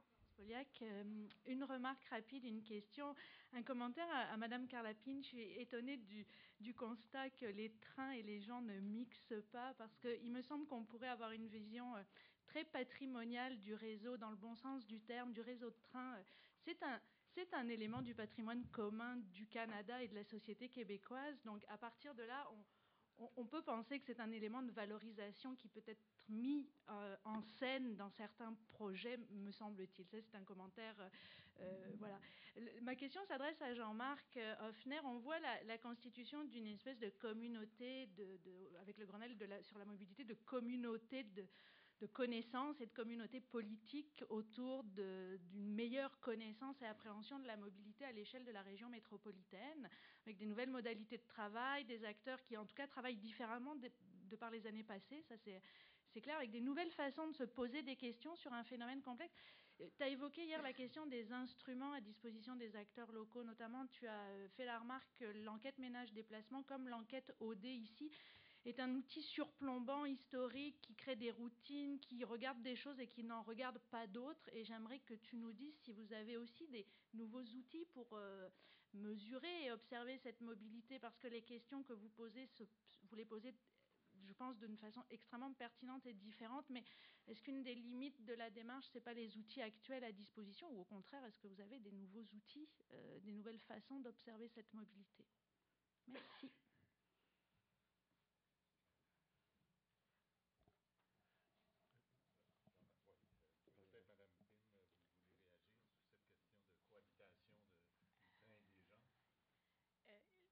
Comme je disais, le défi est de trouver le moyen de cohabiter. Parce que une personne et un train, le résultat peut être fatal. Et encore autour de la sécurité.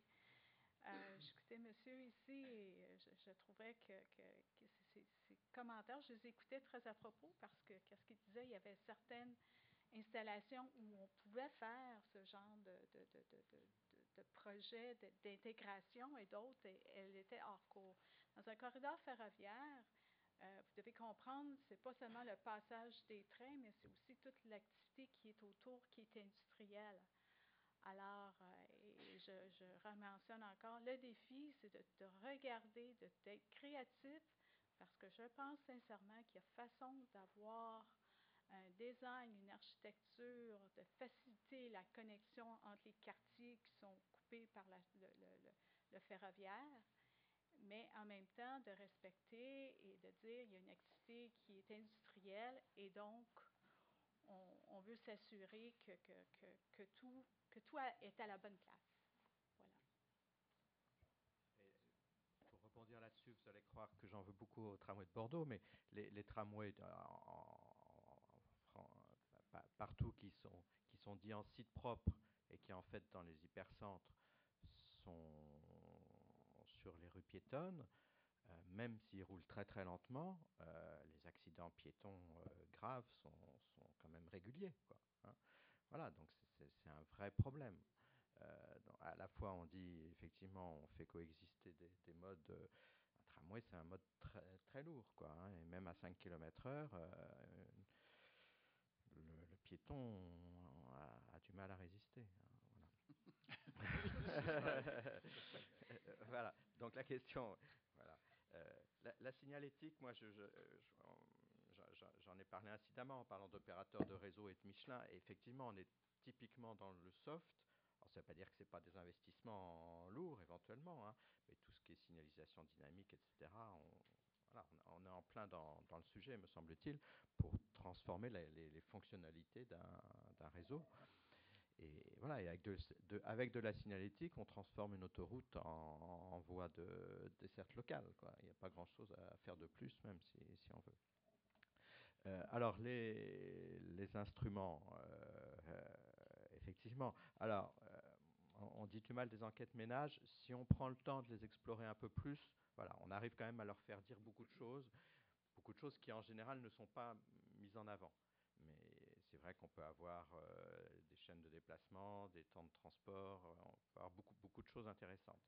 Pour autant, bon, c'est vrai que là, tout le monde, avec le Grenelle des mobilités, s'excite un peu sur ces histoires de rythmes urbains, tout en sachant qu'il y a eu beaucoup de déceptions sur le sujet, parce que ça demande effectivement à la fois des connaissances très précises, que c'est parfois des contractualisations quasiment au cas par cas, hein.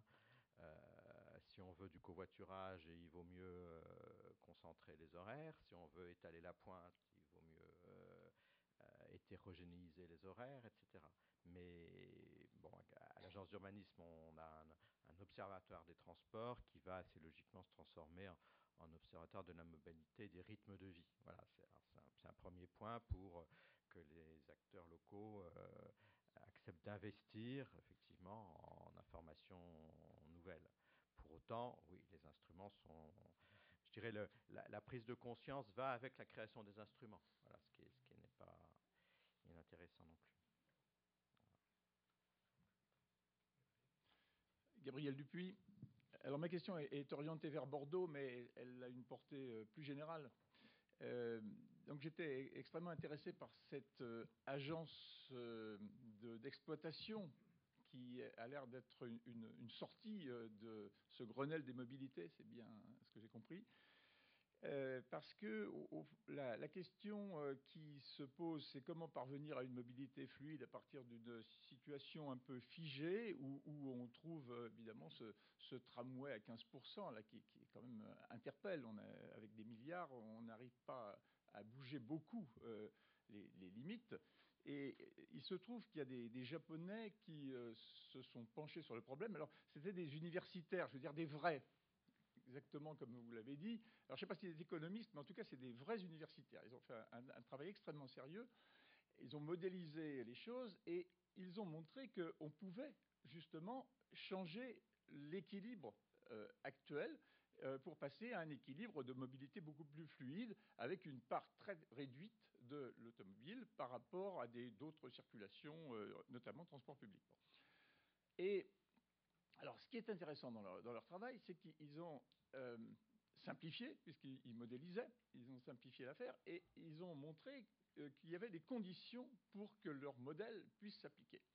Et une des conditions, c'est l'existence, justement, d'une agence d'information susceptible de fournir aux usagers, aux citadins, aux habitants, une information extrêmement fiable sur quoi ? Par exemple, enfin, au fond, l'idée est la suivante. Vous, citadins, vous laissez votre voiture au garage, vous prenez le bus ou vous prenez le tramway, mais en l'occurrence, c'était plutôt le bus, et on vous garantit, parce que en laissant votre voiture au garage, au fond, vous contribuez à diminuer la congestion, on vous garantit que vous aurez une performance accrue du système de transport collectif. Alors, mais la question, c'est qui donne cette information, avec quelle crédibilité ? Et donc, du coup, la mienne de question à Bordeaux, c'est est-ce que cette agence sera indépendante?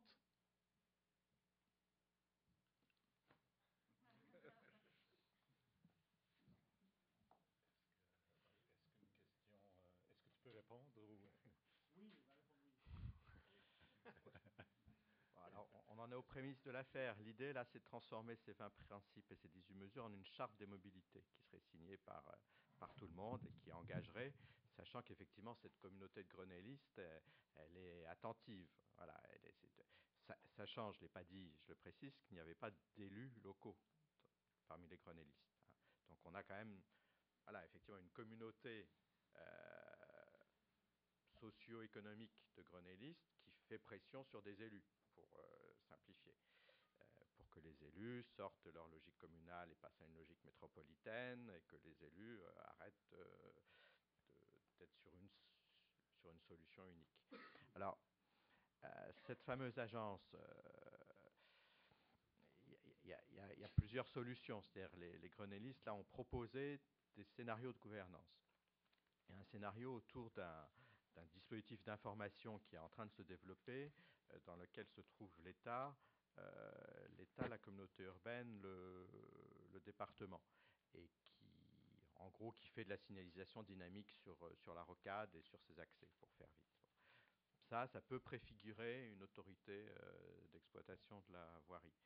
Et puis, il y a cette idée de bureau d'étang qui, pour le moment, est plutôt en prémisse à l'agence d'urbanisme. Voilà. Donc, il y a ces deux voies. Ce qui me semble important, c'est que des deux côtés, c'est des dispositifs partenariaux. Et d'une certaine façon, moi, il me semble que l'indépendance est peut-être plus facile, plus crédible par des dispositifs partenariaux où finalement, quand on a 10 chefs, on n'en a aucun. Donc il y a effectivement une légitimité que par la création d'une autorité dite indépendante, mais qui sera toujours suspectée de rouler pour l'un ou pour l'autre. Voilà. Donc moi, il me semble que, sans défendre le modèle agence d'urbanisme, quand même, que le côté partenarial et la conquête d'une légitimité technique et politique par l'exercice de la preuve peut être une voie intéressante. Mais effectivement, tout ce qu'on a dit, c'est un pacte social d'une certaine manière. Hein. C'est du donnant-donnant, c'est de la crédibilité d'anticipation. Donc effectivement, les universitaires japonais ont raison. Alors, c'est à mon tour de me faire censurer. On me dit que la séance doit absolument, impérativement se terminer à 10h50. Et il y a un problème de signalétique en face de moi, c'est-à-dire qu'il y a deux micros et il y a une file d'intervenants, donc j'ai de la difficulté à savoir qui est le premier. Alors, Daniel, mais même incitation que celle qui a été formulée hier, s'il vous plaît, être bref. Oui, je vais essayer d'être bref. Pourtant, j'aurais plein de choses à dire. Excusez-moi, par rapport à la vision de tout ce qu'on a vu durant les 2 derniers jours, j'ai l'impression on est dans un changement de paradigme, souvent vu du côté écologique, mais on est aussi dans un changement de paradigme temporel. Et j'ai aimé beaucoup les propos de M. Hafner parce qu'il amène cette dimension-là, cette dimension de la temporalité dans laquelle nous sommes en train de changer et qui est très peu intégrée dans nos pratiques urbanistiques. Et entre autres, quand on parle d'invention du quotidien, mais l'invention du quotidien va passer par le temporel. Et les réseaux d'infrastructure répondent à une équation qui est simple, comment faire passer des quantités dans une période de temps. Et on a toujours essayé de minimiser cette période de temps-là, la réduire tout le temps, et donc on est toujours obligé de travailler sur les infrastructures pour augmenter cette capacité d'accueil par rapport à des demandes nouvelles. Et moi, je me dis, donc, on essaie de répondre à des pics en électricité. Comment qu'on fait? Bon, on pourrait aussi décider de contrôler un petit peu la demande en électricité quand il y a des moments de pic. La même chose pour la mobilité et le transport. On regarde aussi pour la même chose pour les déchets. On cueille les déchets qui ne sont pas putricibles de la même façon que les déchets autrefois. C'est-à-dire la collecte sélective, elle pourrait se faire au mois. Il n'y a pas de mal à garder nos journaux dans la maison pendant un mois pour les récupérer toutes les semaines. On parlait de ça tantôt. Monsieur a dit il a regardé son horaire pour s'en venir ici. Moi, à l'université, me demande si j'ai des problèmes de me stationner. Non, je regarde les affiches de stationnement, puis j'arrive après les heures de nettoyage. Il y a toujours de la place. Donc, moi, je pense, est-ce que nous, on a les outils pour gérer cette temporalité-là? Les urbanistes gèrent l'espace, mais on s'aperçoit de plus en plus qu'il va falloir gérer le temps. Parce que sinon, on va toujours être obligé d'ajouter des infrastructures, rajouter des nouvelles choses, rajouter des tramways qui, semble-t-il, ne marchent pas trop. Et on gère très peu le temps. Moi, je ne comprends pas qu'aujourd'hui, dans une société du savoir, les universitaires doivent fonctionner à 9 heures le matin. On n'est pas dans une shop, on ne travaille pas à la chaîne. Il y a des villes françaises qui l'ont fait pour régler la congestion. On dit que les universités vont ouvrir à 10 heures. Et la congestion, le matin, est disparue. Hein? Au centre-ville de Montréal, il y a à peu près 200 000 étudiants le matin. Donc, moi, j'aimerais savoir, je regarde et vous posez des questions, des interrogations sur les bureaux du temps. Je me demande, est-ce qu'on a les outils pour intervenir sur le temps? Moi, je pense que c'est le nouveau paradigme, le temps. Donc, il faut se donner les outils pour travailler là-dessus. Effectivement, ce domaine-là appartient à personne actuellement. On l'a dit, l'urbaniste, c'est les constructeurs, les architectes, tout ça. Oups, déjà, le temps m'interpelle pour mon parcomètre. Je m'excuse. Ça va me faire finir. C'est moi qui ai actionné. OK. Mais j'aimerais que M. Hoffner nous parle aussi de cette dynamique-là du temps, des problèmes et de les autres. Comment ils envisagent cette dynamique-là qui n'existe pas au Québec, qu'on ne voit pas du tout nulle part? OK. Merci, Excuse Daniel. pour la longueur. Non, merci. Et je pense, vu le temps qui passe, on va prendre toutes les questions, puis je demanderai aux panélistes de répondre. D'accord. Je vais me passer de commentaires. Michel Boisvert, professeur retraité, au profit de deux questions. L'une à Mme Pine et l'autre à M. Cazelet. Et j'enchaînerai sur la temporalité. Rapidement. Là, vous voici ma question. Est-ce que une compagnie comme le CP a réfléchi déjà, en compagnie peut-être d'urbanisme, à la possibilité de rendre prioritaire le transport collectif sur ces lignes durant les heures de pointe? Ça veut dire 3 heures le matin, 3 heures l'après-midi, 6 heures, 5 fois 6, 30. 30 heures sur 168. Pendant ces 30 heures-là, la priorité, celui qui décide d'abord et avant tout à quel moment il va passer, à quelle fréquence, ce serait le transporteur urbain. La question, M. Cazelet, je suis un peu surpris, connaissant sa fougue, son ardeur du discours qu'on a entendu. En vieux portugais ancien, c'est « Ai no problema ». Il me semble qu'au contraire, il y a des questions qu'on pourrait soulever. J'en soulève qu'une seule, la timidité avec laquelle Hydro-Québec s'est engagé dans l'enfouissement des réseaux de distribution. OK. Merci, Michel. Olivier? Ouais, ma question sera brève. On a retenu assez clairement du propos de M. Hoffner et de M. Filion que le rôle de l'urbaniste, en fait, c'est de travailler avec le politique puis d'essayer de coordonner une diversité d'acteurs. Mais M. Ducas, vous avez dit qu'il y a un soutien politique qui est très présent dans les pays que vous connaissez mieux, c'est-à-dire la Suède et l'Allemagne, et qui est beaucoup moins présent ici. Alors, j'aimerais que vous nous donniez plus de détails sur ce soutien du politique dont bénéficient les urbanistes en Suède et en Allemagne, et sur la manière dont ça pourrait éclairer et modifier nos pratiques urbanistiques ici au Québec. Merci. Parfait. Merci. Merci, Louis Bourque. La lourdeur du train qui fait son danger fait aussi sa prévisibilité et l'ampleur du temps dégagé sur la voie. Donc, est-ce que ces paramètres-là peuvent entrer dans l'appréciation du danger ou à partir de quels paramètres vous appréciez le danger pour les usagers de la ville? Merci. Merci. M. Amar, puis après M. Brissette, puis on arrêtera. Deux petites remarques. J'ai dit hier, avec une certaine légèreté, je m'en rends compte maintenant, qu'il n'y a plus de compagnie de chemin de fer. Bon, alors évidemment, je comprends qu'il y en a ici. Et bon, je suis un peu étonné quand même, c'est vrai, comme Florence tout à l'heure. Pour moi, une compagnie de transport, y compris ferroviaire, par exemple, ça fait des gares. Bon, une gare, c'est un... Bon, voilà, enfin, juste une petite... étonnement quand même. J'ai beaucoup apprécié ce que vous disiez, avec beaucoup de sincérité d'ailleurs. Mais c'est un peu étonnant parce que... Bon, donc, alors, ma deuxième remarque est un peu liée à la première. J'ai beaucoup apprécié aussi ce qu'on dit Sylvain Ducas et Serge Fillon sur l'urbanisme et le rôle des urbanistes, le karma des urbanistes, avez-vous dit. Ça me paraît très intéressant. Il me semble qu'en effet, il faudrait aujourd'hui dire nous sommes tous des urbanistes, enfin, ou nous devrions, y compris les compagnies de chemin de fer. Il faudrait que la préoccupation urbanistique, disons, soit répartie chez les ingénieurs, comme on dit, entre guillemets, enfin, etc. Parce que c'est comme ça que peut-être on a cette responsabilité de la conception urbaine, qui est une affaire très compliquée. Qui peut concevoir l'urbain? Qui peut concevoir la ville? On voit bien qu'on ne peut plus simplement raisonner avec un concepteur en surplomb unique. mais avec une distribution de la responsabilité et même de la compétence. Il faut que la culture urbaine ou urbanistique se répartisse. À mon avis, c'est déjà en partie le cas. J'imagine pas qu'une compagnie de transport n'ait pas ce souci socio-économique urbain, et même cette compétence. Bon, moi, je suis très étonné qu'une compagnie de transport ne se dise pas « je suis un urbaniste », enfin, en partie en tout cas. Merci. Dernière question. Alors, très brièvement, commentaire au 5, félicitations. Pour M.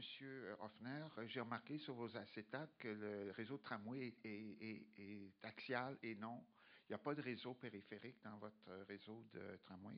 Ça vient tout au centre-ville. Et puis, pour les voies de contournement, bien, on sait que Paris est rendu à son deuxième contournement, à 86, et l'autoroute Franklin. Pour M. Dugas, mais vous savez qu'on a sorti le cure minceur, alors je ne vais pas en évoluer, je vais en parler pendant la pause. M. Filion, pour la question des travaux de Saint-Roch, etc. S'il vous plaît, on est pratiquement à 50, j'aimerais que les gens puissent répondre. Donc, quelle est votre question, M. Alors, c'est un peu, c'est que je crois que les urbanistes ont un grand rôle à jouer, puis je voulais citer les 5 exemples, que effectivement, il faut que le rôle des urbanistes soit plus impliqué dans les avant-décisions. Alors voilà. Merci beaucoup. Merci. Alors, je demanderai aux panélistes de répondre brièvement. Madame Pin. Oui, j'ai bien entendu, il y a 2 questions qui se relatent passagers. Juste pour expliquer le rôle de CP. CP est le fournisseur, notre client est l'Agence métropolitaine de transport. Nous sommes les fournisseurs de fenêtres, de trains de banlieue. Donc, ce qui a rapport avec demande de leur clientèle, que ce soit gare, demande de fréquence de train, c'est à travers l'Agence métropolitaine de transport qui en détermine et nous approche et nous demande de modifier les cédules accordément. Donc, on est naturellement, on est partenaire dans tout ça, mais c'est vraiment, ça en relève que de l'Agence métropolitaine de transport au sujet du service qu'elle désire. Si j'ai bien compris la question sur le temps, c'est un petit peu plus complexe.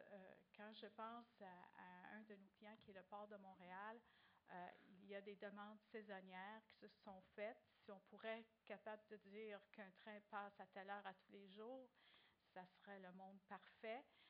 Malheureusement, nos clients, nos expéditeurs nous dictent d'autres choses et ça change toujours. Donc, on doit être à l'écoute de ce qu'ils nous demandent parce que notre service, c'est le ferroviaire. Donc, ça rend la chose plus complexe d'essayer de mettre par rapport aux marchandises certaines fenêtres et donc complexe à avoir. Okay. Merci, M. Cazelet. Oui, la question qui a été posée sur le réseau de distribution, c'est un équipement complexe. Déjà, on pense à un réseau de distribution poteaux et fils d'hydro. Il faut savoir que cet appareillage est plus souvent téléphonique et de câble que d'hydro. Et que donc, quand on pense les enfouir, c'est une structure complexe. On a mené, nous, chez nous, beaucoup d'études internes sur le paysage, l'intégration, parce que la solution n'est pas toujours l'enfouissement, mais il y a des endroits où on en a fait. Je peux vous donner le vieux Baie-Saint-Paul. Alors, là-dedans, là, c'est complexe. Ça me fait plaisir que vous ayez posé la question, mais Hydro n'est pas nécessairement timide. Des fois, il y a eu un peu de... que je dirais pas de la meilleure des volontés du monde. Il y a eu un projet qui s'est appelé Oriel chez nous, qui était justement de voir comment tout le réseau, surtout les poteaux, pouvaient servir à diverses fonctions, mieux s'intégrer. Ça s'appelait Oriel. Ce pas les poteaux qui ont été enfouis ni enterrés, c'est plutôt le projet. Monsieur Filion. Oui, bien, je vais répondre très brièvement à deux questions. Pour ce qui est d'Hydro-Québec, moi, pour avoir vécu l'enfouissement des fils dans le Bourgneuf, M. Cazelet, c'est vraiment là, compliqué, pour ne pas dire complexe. Et on m'a clairement expliqué, quand on s'en occupait avec agressivité, on faisait des tronçons en enfouissement complet. Et quand on relâchait la tension ou qu'un collègue prenait la relève avec moins de tension, sans jeu de mots, les poteaux réapparaissaient, puis on faisait un bout en aérien pour économiser, jusqu'à aller envoyer des factures extraordinaires à nos acheteurs. Mais jamais, depuis le rapport Nicolette, on a fait l'étude de rentabilité de l'opération et de l'investissement sur une ville complètement souterraine. Bon, alors, mais c'était compliqué, mais c'était plus compliqué que ça. C'est quand on m'a dit que quand les clients appellent pour une panne d'électricité, il faut envoyer partout dans le Bourgneuf 2 équipes, souterrain et aérien, parce qu'ils ne peuvent pas voir sur leur tableau de contrôle si la panne est aérienne ou souterraine. Alors là, on venait de dédoubler les coûts en mettant les 2 équipes. Alors, bon, j'ai abandonné.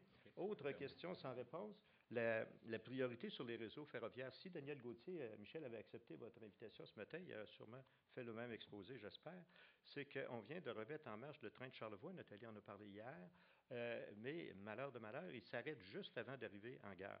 On a mis des millions, des dizaines de millions, après le départ des trains du centre-ville, à refaire la gare du Palais. On l'a appelée la gare intermodale, train, autobus, taxi et tramway éventuellement. Et voilà que le train de Charlevoix, qui pourrait être un projet de territoire absolument extraordinaire, il arrête à 5 km. Puis c'est juste un petit tronçon. Puis effectivement, je pense que j'ai heurté votre problème, là. On n'a jamais l'assurance ou la priorité, mais imaginez, il vient des milliers, des dizaines de milliers de croisiéristes dans le Vieux-Québec qui pourraient prendre le train et aller en Charlevoix, mais ce petit tronçon est fatal. Quand on m'expliquait en transport, quand on fait changer les gens de moyens de transport, il y a beaucoup de pertes. On perd 25 30 à chaque station. Alors, 2 questions sans réponse. Merci, Serge. Bon, il me reste 30 secondes, si je comprends bien. Tu peux les tirer. Écoutez, il y avait 3 questions. Je vais essayer de résumer cela. Ce que M. Amar vous soulevez, oui, nous sommes tous des urbanistes, mais ce que je signifiais, c'est qu'il y a un problème de culture, effectivement. Et ça, je pense qu'il faut le reconnaître. Et une façon de modifier cette culture, et là je réponds à une autre question de M. Brissette, c'est pour accroître le rôle des urbanistes qui ont effectivement une certaine mission d'intégration, il faut les doter d'outils plus efficaces et qui n'existent pas en termes d'intervention sur le territoire, en matière foncière, en matière fiscale. Je n'ai pas eu le temps d'élaborer tout à l'heure, mais il y a des outils fiscaux qu'on n'utilise pas, qu'on devrait développer dans une perspective de meilleur contrôle du foncier, d'une part. D'autre part, je n'ai pas eu le temps d'avancer quelque chose tout à l'heure, j'en profite sur la question de la planification en amont. Et le plan de développement, on a essayé dans ce sens-là de voir aussi les projets d'ici 2030. Et un qu'on a nommé, c'est l'arrivée du nouveau pont Champlain dans le territoire montréalais. Et là, il n'y a personne entre nous qui s'en occupe. C'est-à-dire que le gouvernement fédéral a supposément ça sur ses planches, mais il n'y a aucune intégration avec les autorités locales ou régionales à cet égard-là pour en faire, entre autres, un lien de transport collectif plus actif. Et donc, il y a des enjeux. Dernière chose à laquelle je veux venir, c'est le soutien du politique. Je pense qu'on a là aussi un autre niveau en termes de problème de culture, c'est-à-dire que l'aménagement du territoire au Québec, par la Constitution, est une question purement locale. Et donc, l'État n'a pas de place, n'a pas pris sa place, ne donne pas d'encadrement. Le ministère des Affaires municipales énonce au nom du gouvernement des orientations gouvernementales, il n'a aucun rôle d'encadrement sur le ministère des Transports, sur le ministère de l'Éducation, sur le ministère de la Santé donc ou de l'Environnement. Donc, on a un problème à cet égard-là, et c'est là où, dans d'autres sociétés, il y a une liaison plus efficace de l'État vers le local et du local vers l'État. Et dans ce sens-là, il se développe une culture de soutien politique parce que là, la notion d'aménagement n'est pas réservée aux urbanistes, mais est une question de société. Et c'est ça notre problème ici. Merci, Sylvain. Monsieur Hoffner, vous avez le mot de la fin. Merci. Sur l'architecture du réseau, effectivement, c'est un réseau de tramway dont la configuration s'explique par une rationalité, j'emploie le mot exprès, une rationalité politique.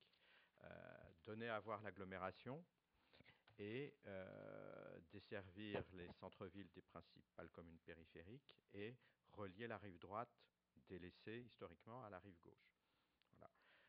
Fonctionnellement, ce n'est pas l'idéal. L'idéal, d'une certaine manière, c'était le dessin du métro qui a été refusé pour de bonnes raisons, c'est qu'il ne desservait que la ville-centre. Mais de fait, les principaux générateurs de trafic, c'est la gare, c'est l'hypercentre, c'est aussi le campus. Et là, il aurait fallu avoir au moins 2 lignes pour desservir ces grands pôles générateurs. Ensuite, il y a l'idée effectivement d'avoir des dessertes en rocade. On peut imaginer justement que cette fameuse rocade un jour soit utilisée pour un transport collectif.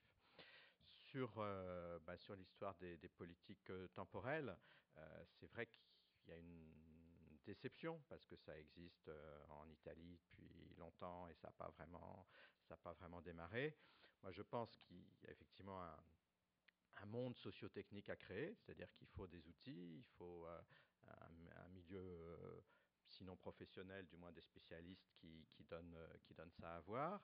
Et puis, et là c'est la vraie difficulté du parrainage politique de toutes ces mesures qui sont dans le soft et l'invisible, il faut inventer, et je pense que c'est aux techniciens et aux universitaires de le faire, il faut inventer le paquet cadeau, le ruban rouge qui permettra d'inaugurer une politique temporelle. Voilà. Moi, je pense que la visibilité des actions publiques est un impératif de plus en plus fort. Il l'était il y a 30 ans, il l'est forcément aujourd'hui avec le règne de l'image. Et donc, comment mettre en image une politique temporelle pour que le maire de la grande ville puisse couper le ruban et montrer à ses administrés qui travaillent bien. Ça, je pense que c'est un enjeu tactique intéressant. Merci. Alors, un gros merci à tous les panélistes. Propos fort. Et je nous invite.